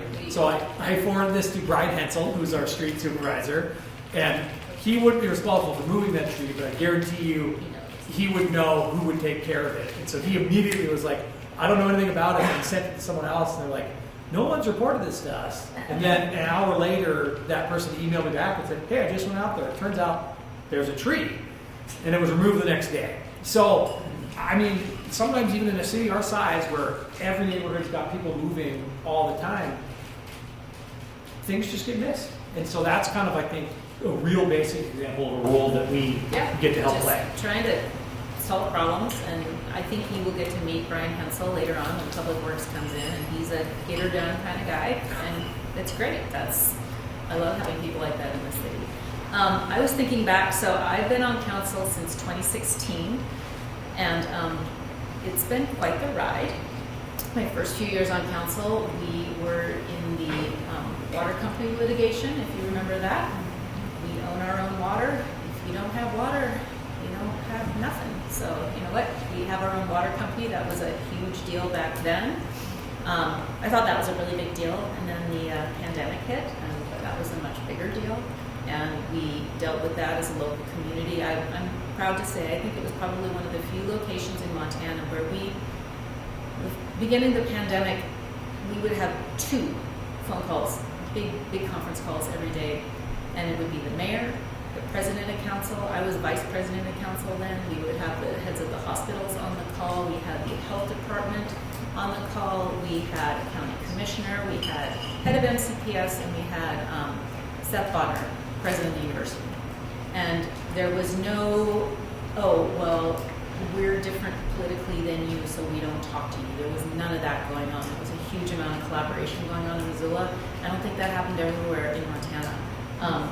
But we got through that, and I think those models of having that collaboration and relationship honestly strengthened our local government and local institutions, because a lot of that continues on today. And then the aftermath of the pandemic, which frankly has been our housing prices have doubled, and they were already challenging before we went into the pandemic, but they literally doubled. That is crazy. And a significant homeless population that just also really that doubled to tripled while we were during those few years, and then we've been working on it ever since. So there's been some climate change. We work on climate change. There's a lot going on. A lot going on, and it has been a really busy time. Prior to serving on council, I was a commissioner on the Missoula Housing Authority, and I bring that up to kind of transition to, sometimes it's confusing to the public what city council is and what we aren't. And as the mayor pointed out, probably both for your benefit and a reminder to us, we don't have any control over city staff. Now, if there was a department that council felt was completely inefficient, at budget time, we could make changes. We could cut that. In between those times, we could pass an ordinance or a resolution directing the mayor to do something specifically. That's a little bit adversarial. It's probably not a healthy form of government. The chief executive is elected, but there are also other kind of parts of government that are city and county adjacent but aren't directly controlled by us. And often we'll get complaints or concerns or questions about some of these places, and it's kind of hard to explain. So one obvious one is mountain light. The bus system is not directly controlled by the city or the county. It is an entity that is actually, it has standalone taxing authority. They can put mill levies directly on the ballot to ask the voters to kind of expand their services. And that was created by the city and the county. And the way that works is the city gets 2 appointments to that board, and the county gets 2 appointments to that board, and then collectively the 4 of them get to choose a 5th person to fill that seat. So that is then kind of a standalone. Another example is the Parking Commission. The Parking Commission doesn't have any taxing authority, but they are a standalone public part of government that was created by city decisions previously, but we approve appointments to the Parking Commission.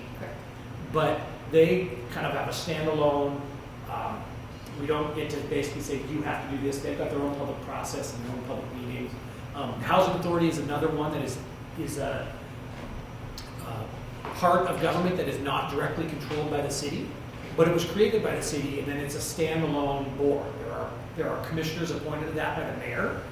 The city attorney's office actually serves as some general legal counsel for them, but they're standalone. So when the Housing Authority undertakes a project, they don't need to come to us and ask for permission. They just need to have the advice and consent and approval of their public board, who are kind of considered to be experts and stewards of that specific group. There are lots of other examples of that. One other thing that maybe is worth diving into a little bit more is there are also parts of our government, such as the water company, that are standalone. And by that, they have to fund themselves.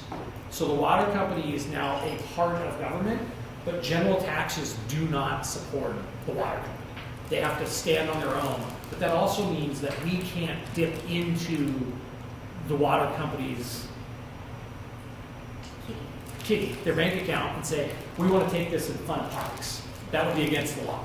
Yeah, they're called enterprise funds. So stormwater, sewer, water, if you get your bills and you are paying a bill specific to that, and it pays for those employees and it runs that department. And the finances don't mix. The other thing I would just mention, and then maybe we can take questions, is I think, I was talking about how there's so much going on in this era. There's a lot happening. Like, city council used to be a sleepier job in the past. Granted, and in different eras, there has been a lot of fighting on council and arguing. I think there's always discourse and debate, but it is not sleepy anymore. We're living in an era in which there's so much going on, and I think part of that is we are seeing federal and state governments push things down to the local level. We're the backstop. Like, we're here. We can't go anywhere. We are here. If we have issues in our community like housing, we don't have the luxury of ignoring them. So we are the backstop. So more and more is coming down onto us. The judges referenced the case managers being cut in 2017. We have had to hire more police officers because there is more activity on the streets, because people who needed that support aren't getting it, and the wheels fall off. So we've had to hire more police officers, and then we have to hire more prosecutors. Everything is connected, and we are the backstop, so it really impacts us. And as you all know, property taxes, if you're paying taxes, have escalated. So I call it this, I feel like we're living in an era in which a lot of unsustainable systems are coming to a head right now. We're going to get to the other side, and hopefully things are reinvented and reworked. But right now, there's a ton of tension because of that, because of property taxation systems not working, more demands being made on local government, more needs. Local government has never done mental health before. That has always been a state issue. We have a mobile support team to go out on those calls when someone is in crisis, and they should not be in the emergency room or in jail. They just need a different type of support. We have a crisis intervention team, and and training. So all of these things are starting to trickle down to local government. So like I said, it's a busy time. And the issue there, because like some people might say, well, if it trickles down to local government, you can come up with a solution and fix it. The problem is we don't have the authority in some cases to do that. Sometimes we're specifically banned by state law from doing certain things, but we definitely don't have the funding mechanisms to do things. Like, we do not have the funding mechanisms to fix the mental health crisis because other levels of government aren't. But it's easy for somebody, and I'm not picking on anyone, but it's easy for somebody in Washington or in Helena to kind of be like, oh, well, we've done enough, because they're not the ones that are seeing it. Yeah. And that's very real. I could sit here and probably come up with several examples of things that have kind of trickled down to local government, and we do not have the capacity to take them on. Not only because we don't have the infrastructure, but we are limited in how much our budget can grow year to year by state law.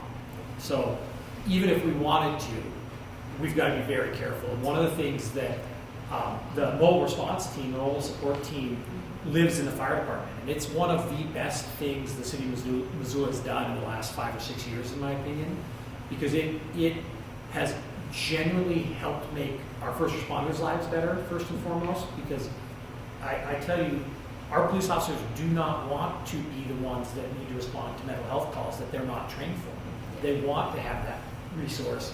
But it's also helped the citizens, I think, because it keeps people who should see their only options being emergency room or jail, it helps them and their families. And that mobile response team gets to kind of follow up. If the voters hadn't passed the fire levy 2 years ago, I'm not sure the mobile response team would still exist. Because we were able to create that with some COVID money to address a need that was clearly there. But long term, that was the only way to do it. So that's kind of an example of the trade-offs we have to talk about, because nobody wants to raise taxes at all. But we decided, let's put this out to the voters and decide what they think, because it fits some real needs. Yeah, and I mean, every year, I think the hardest thing we do is the budget, frankly. And my first couple of years on council, as I really wrapped my mind around it, I'm like, this is so hard. There is so much tension because there is so much need, and we have such limitations. And I think it's the hardest thing that we do. And trying to bridge what we need to do every year. We also have 700 plus employees. Most of those are in a union. We have numerous different unions. They have incremental cost of living adjustments every year just to meet inflation. Having that, your budget has to grow every year, and so you have to figure out how you close that gap every year. And if you don't pay your people enough, they're going to go elsewhere. So we want to keep good people employed. We want to keep good department heads. If you start saving money by, for example, cutting police, and you cut too many police so that the leftover police are having to work a lot of overtime, things start happening after a while that aren't good. They need a healthy life balance in order to be good employees who make good decisions out there in stressful situations. So there's a lot of, I'm glad I'm not mayor. The mayor has to figure all this out and bring it to us, but there's a lot of tension. But it's a really challenging job. It's fascinating. I feel like I've been doing this 11 years. I still learn something every day and every week. There's so much. And I figured out my best tool is when I have absolutely no clue what we're talking about, I say, I'm not clear on this. Could you explain this to me? And somehow that people are like, oh yeah, okay. And we talk through it. But there's just a lot that I still don't know. But I will tell you, it is incredibly gratifying. You get to know so many Missoulians. Campaigning, you knock on doors. You get to meet so many nice people in this town who normally you maybe wouldn't interact with.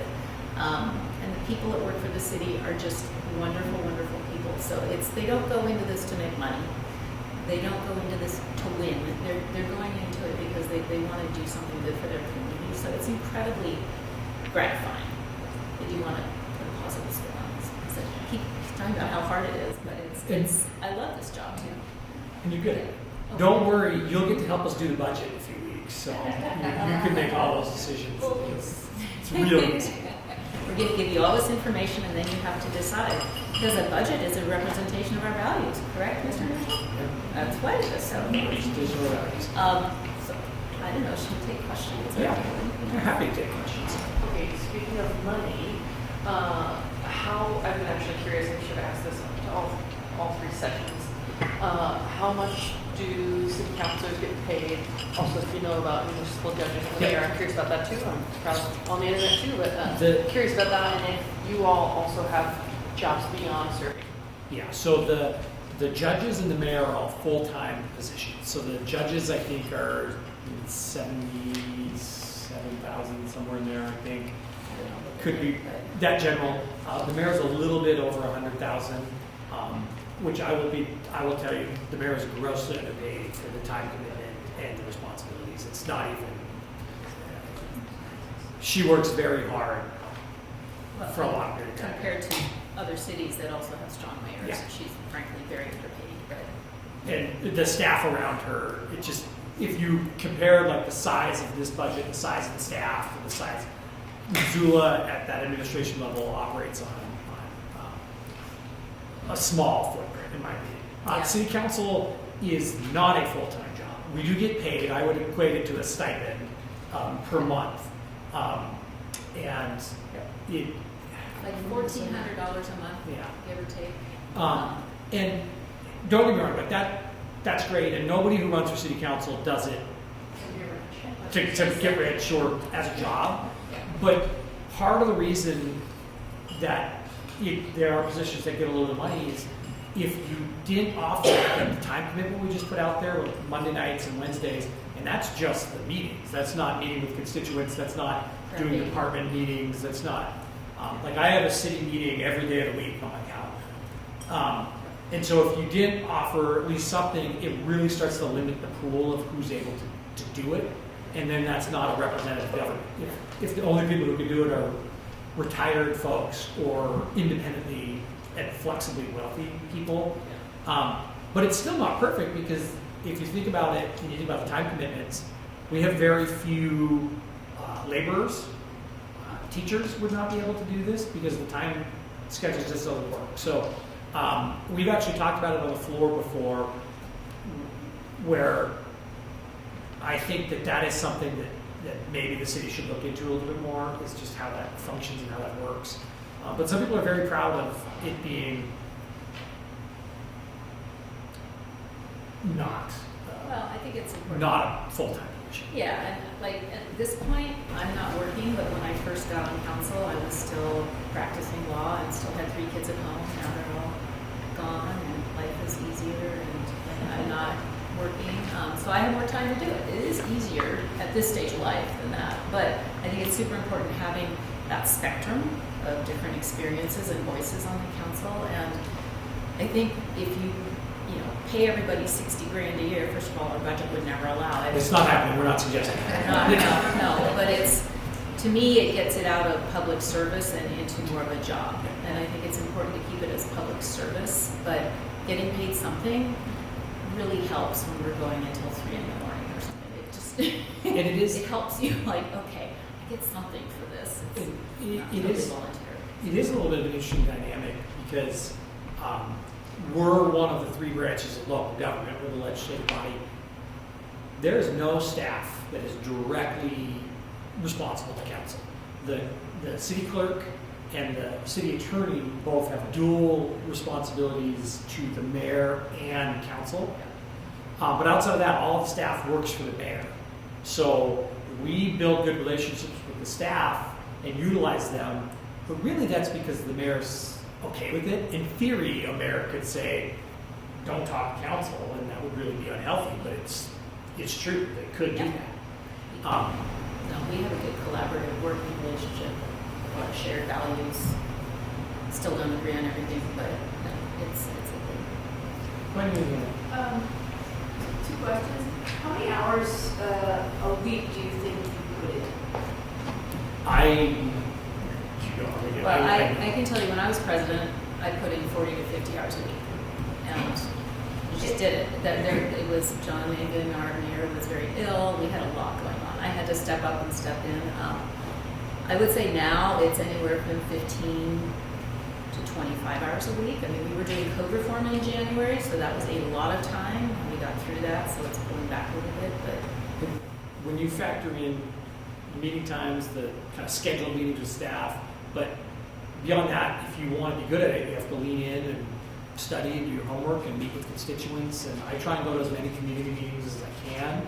I can't make them all, but so before I became president, I would tell you I probably was doing 25 to 30 hours a week.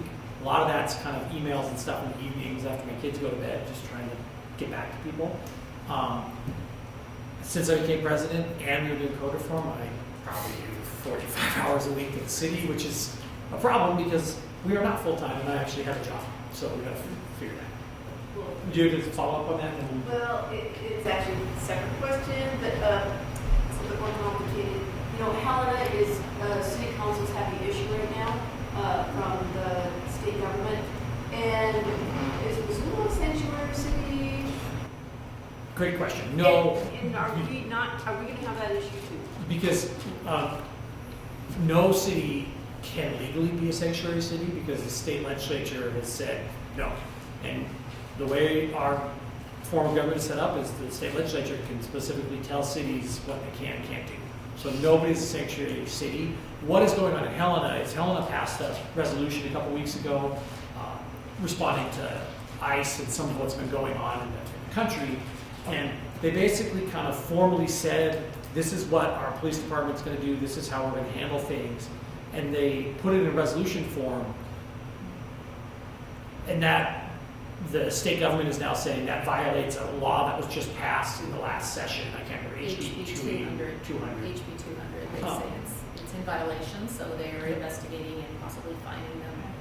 So the reality is, though, everything that's in that resolution that they passed,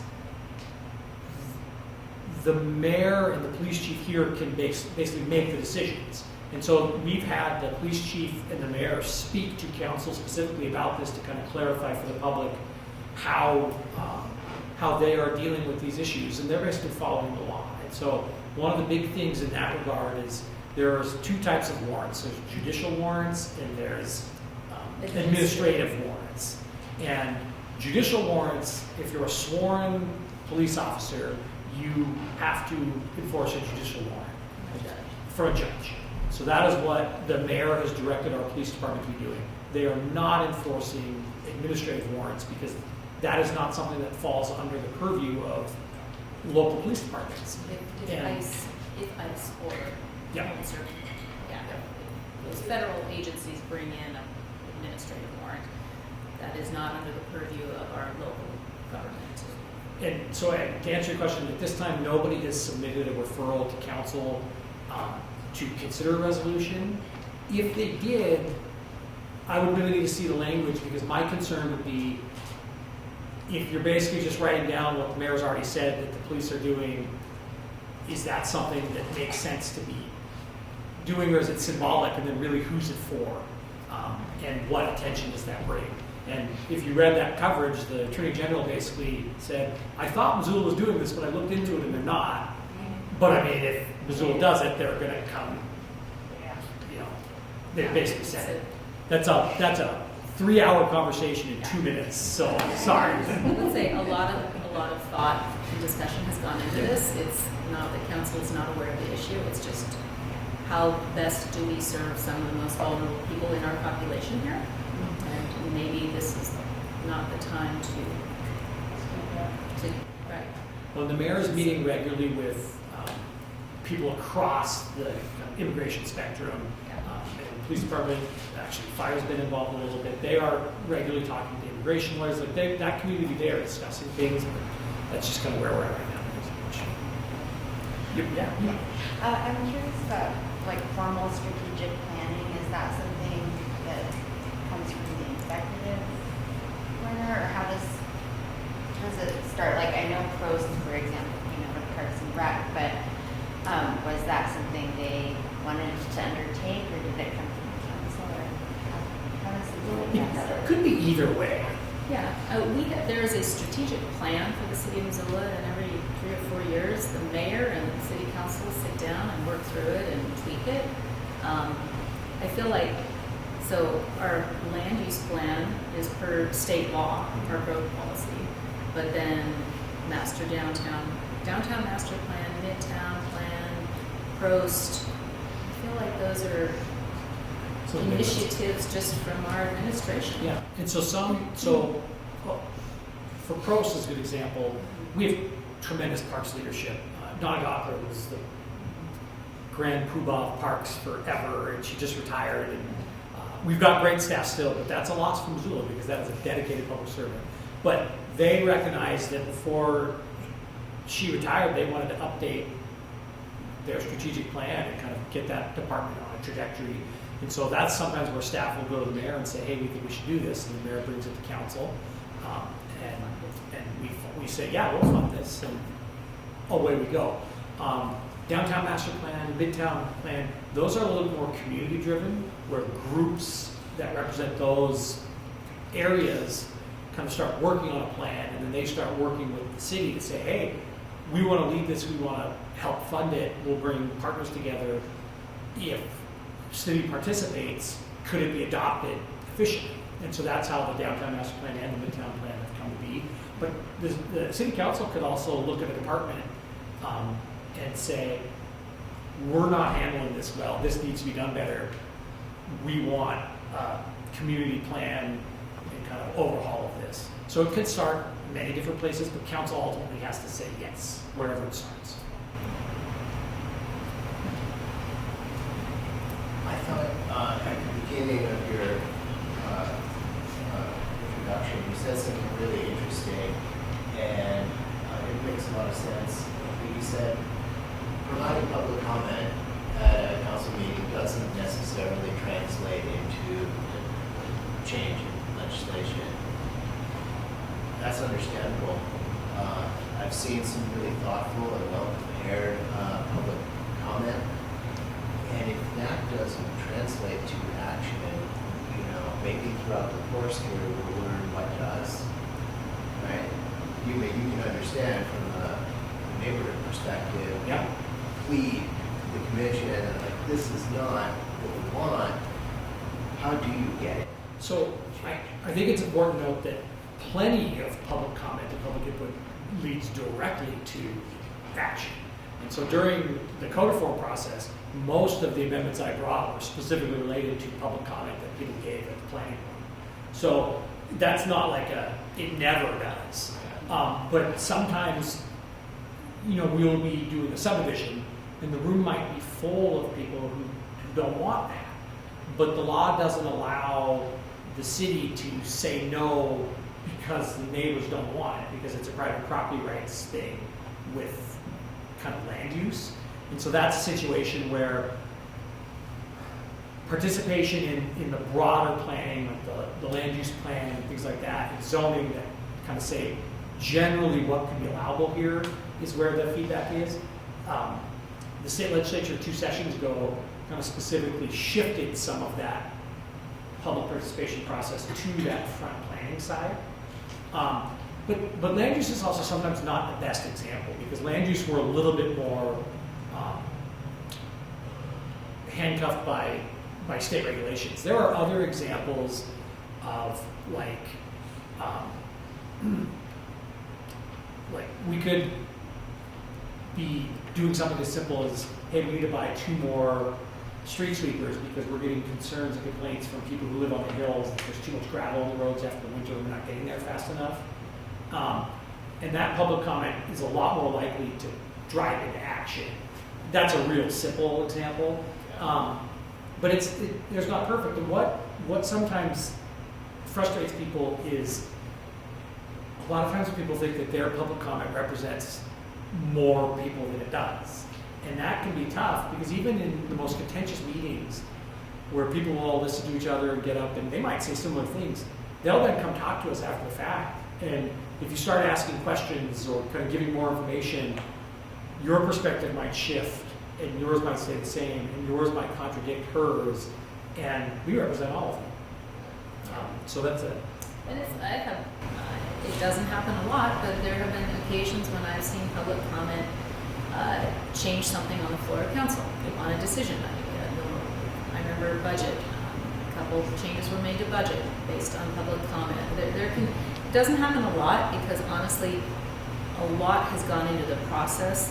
When we take public comment, it's not just what happens at the microphone here right before our last vote. Public comment starts all the way back with participation in master planning and all of this. So it's a cumulative effect. And I remember Brian von Lossberg was the president before me, super, super bright guy, and he had an interesting take. He said sometimes, first of all, a lot of times people don't understand our decision space. And they want something out here, and they don't understand, be it land use or other things. This is our decision space. So first of all, you're trying to create that context. But he said sometimes with public comment or when the public's talking to us, we need to take it and translate it. They don't know everything that we know, but can be translated. And I remember him talking about the Merc. That was my first year on council, was the Merc. It was a big issue. Very historic building. People were very upset. It had been vacant for 7 years. It is private property. It was going to come down one way or another. We were hoping to not see a parking lot, but instead see a building with brick instead of stucco.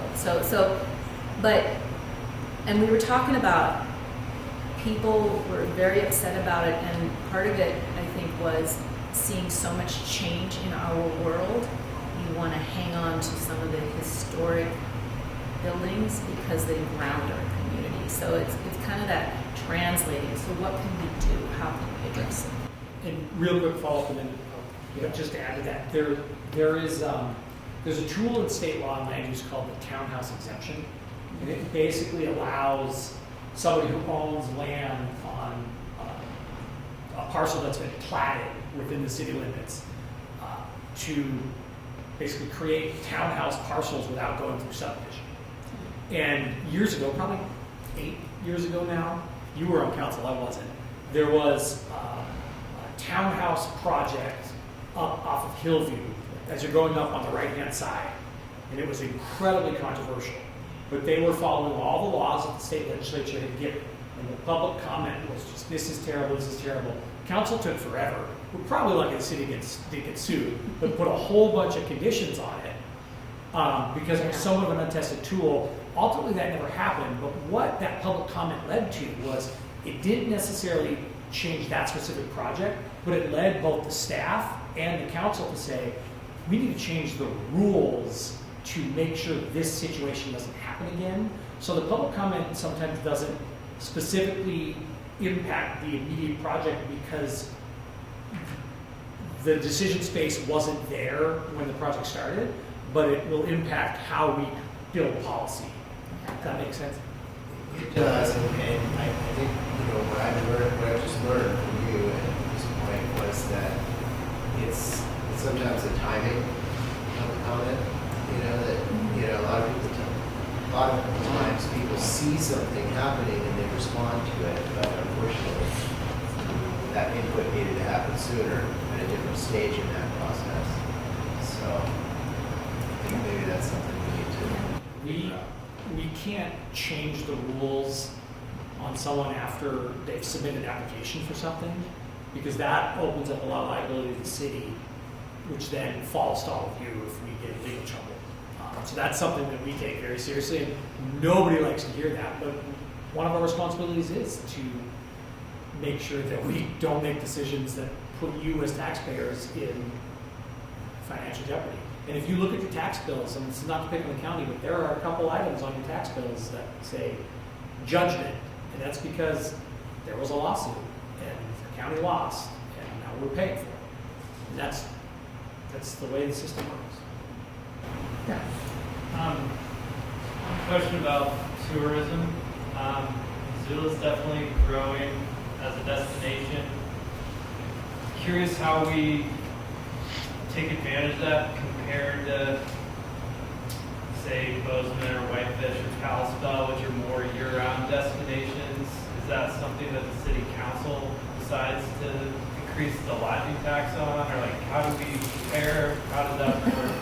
I wish we could do that. Yeah. We do not have the authority to increase any type of sales tax, and it is a constant discussion at the legislature because property taxes don't work that well anymore. So I would love to diversify our revenue streams.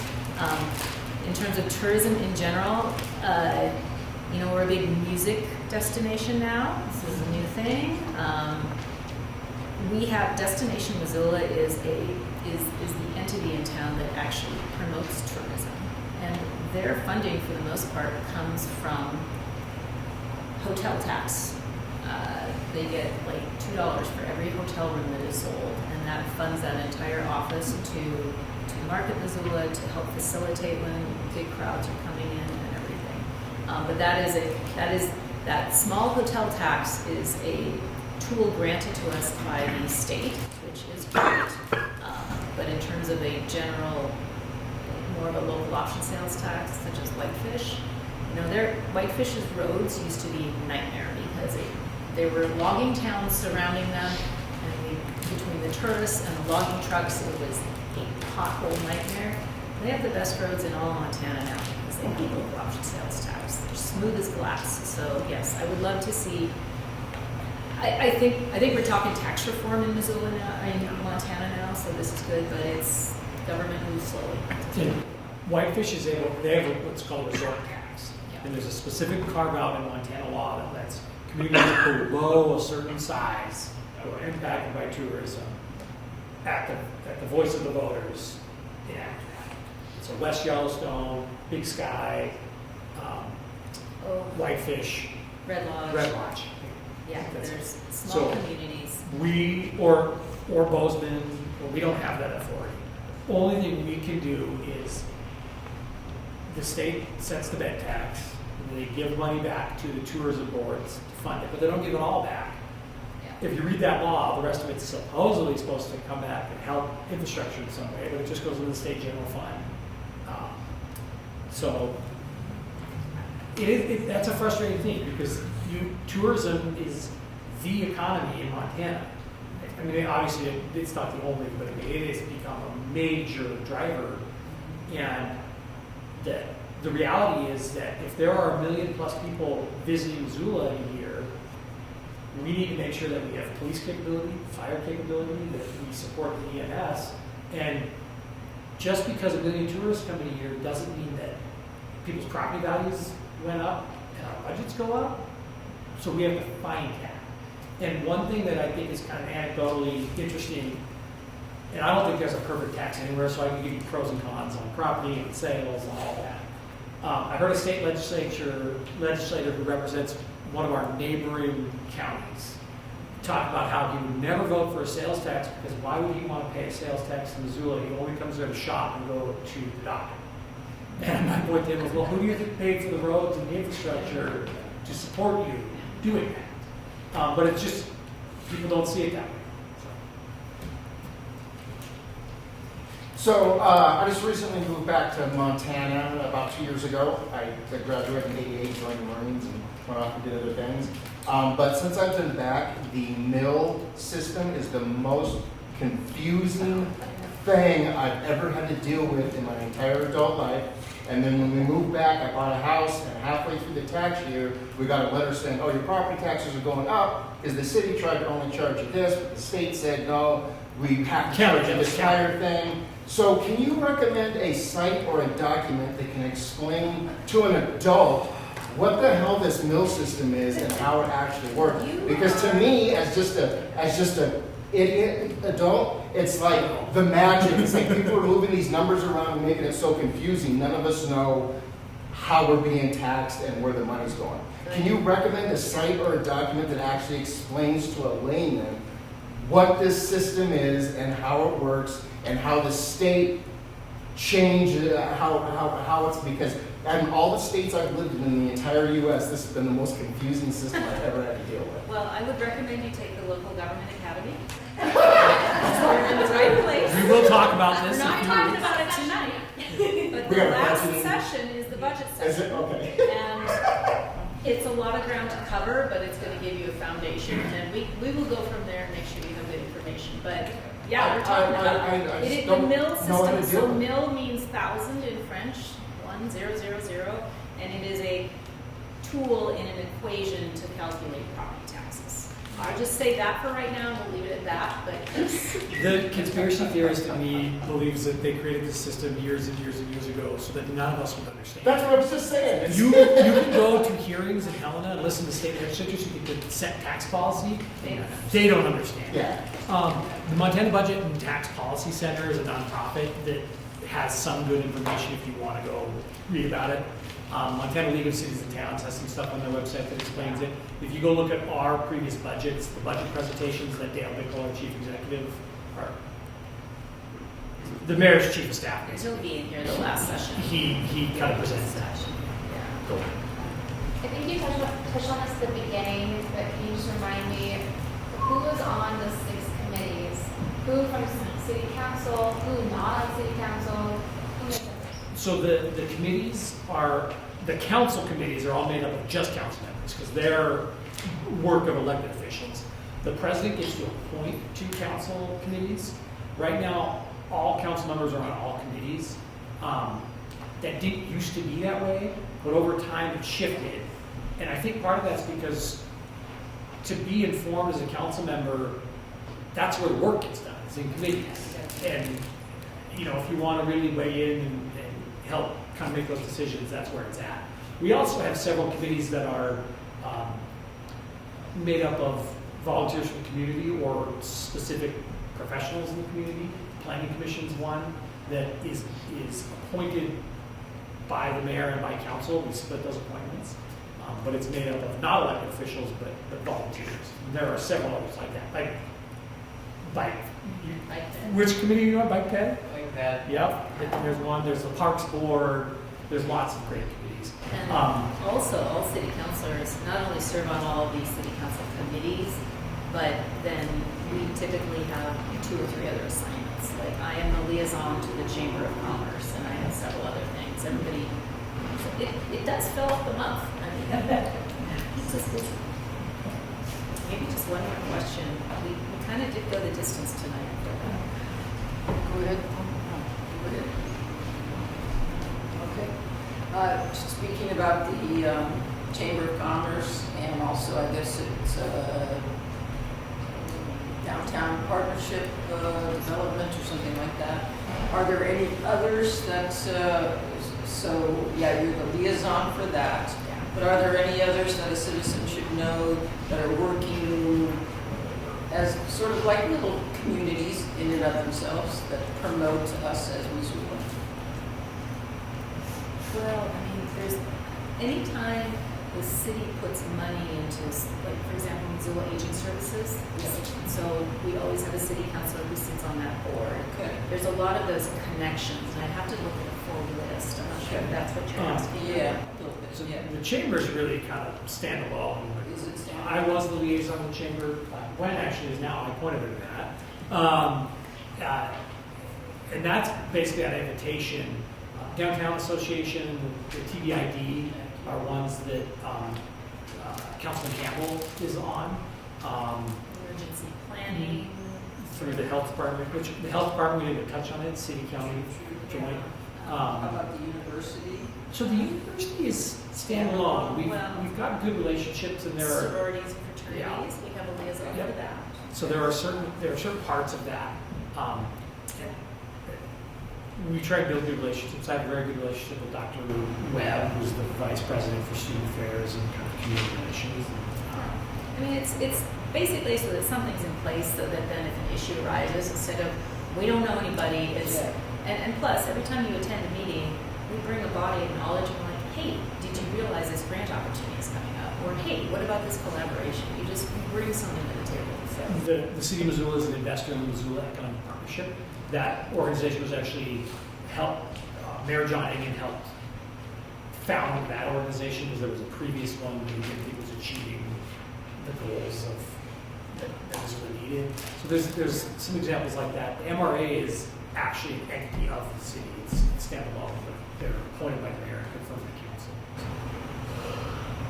MEP came about after the 2008 housing market implosion, and whoever was here remembers it's not a good time. So it was an entity created to create an economic economic development in Missoula. So. And that's all Missoula County too. Well, are we good? We're we're 1 minute shy. Yeah, there we go. We're finishing early. Finishing early, 2 minutes. Thank y'all so much for coming tonight. Just a reminder, next week we're at the fire station on Latimer. Feel free to reach out. I'll be sending emails every week as reminders, and then 2 weeks, or the week after that, we'll be back in here. So, thanks, Next everyone. week's awesome. It is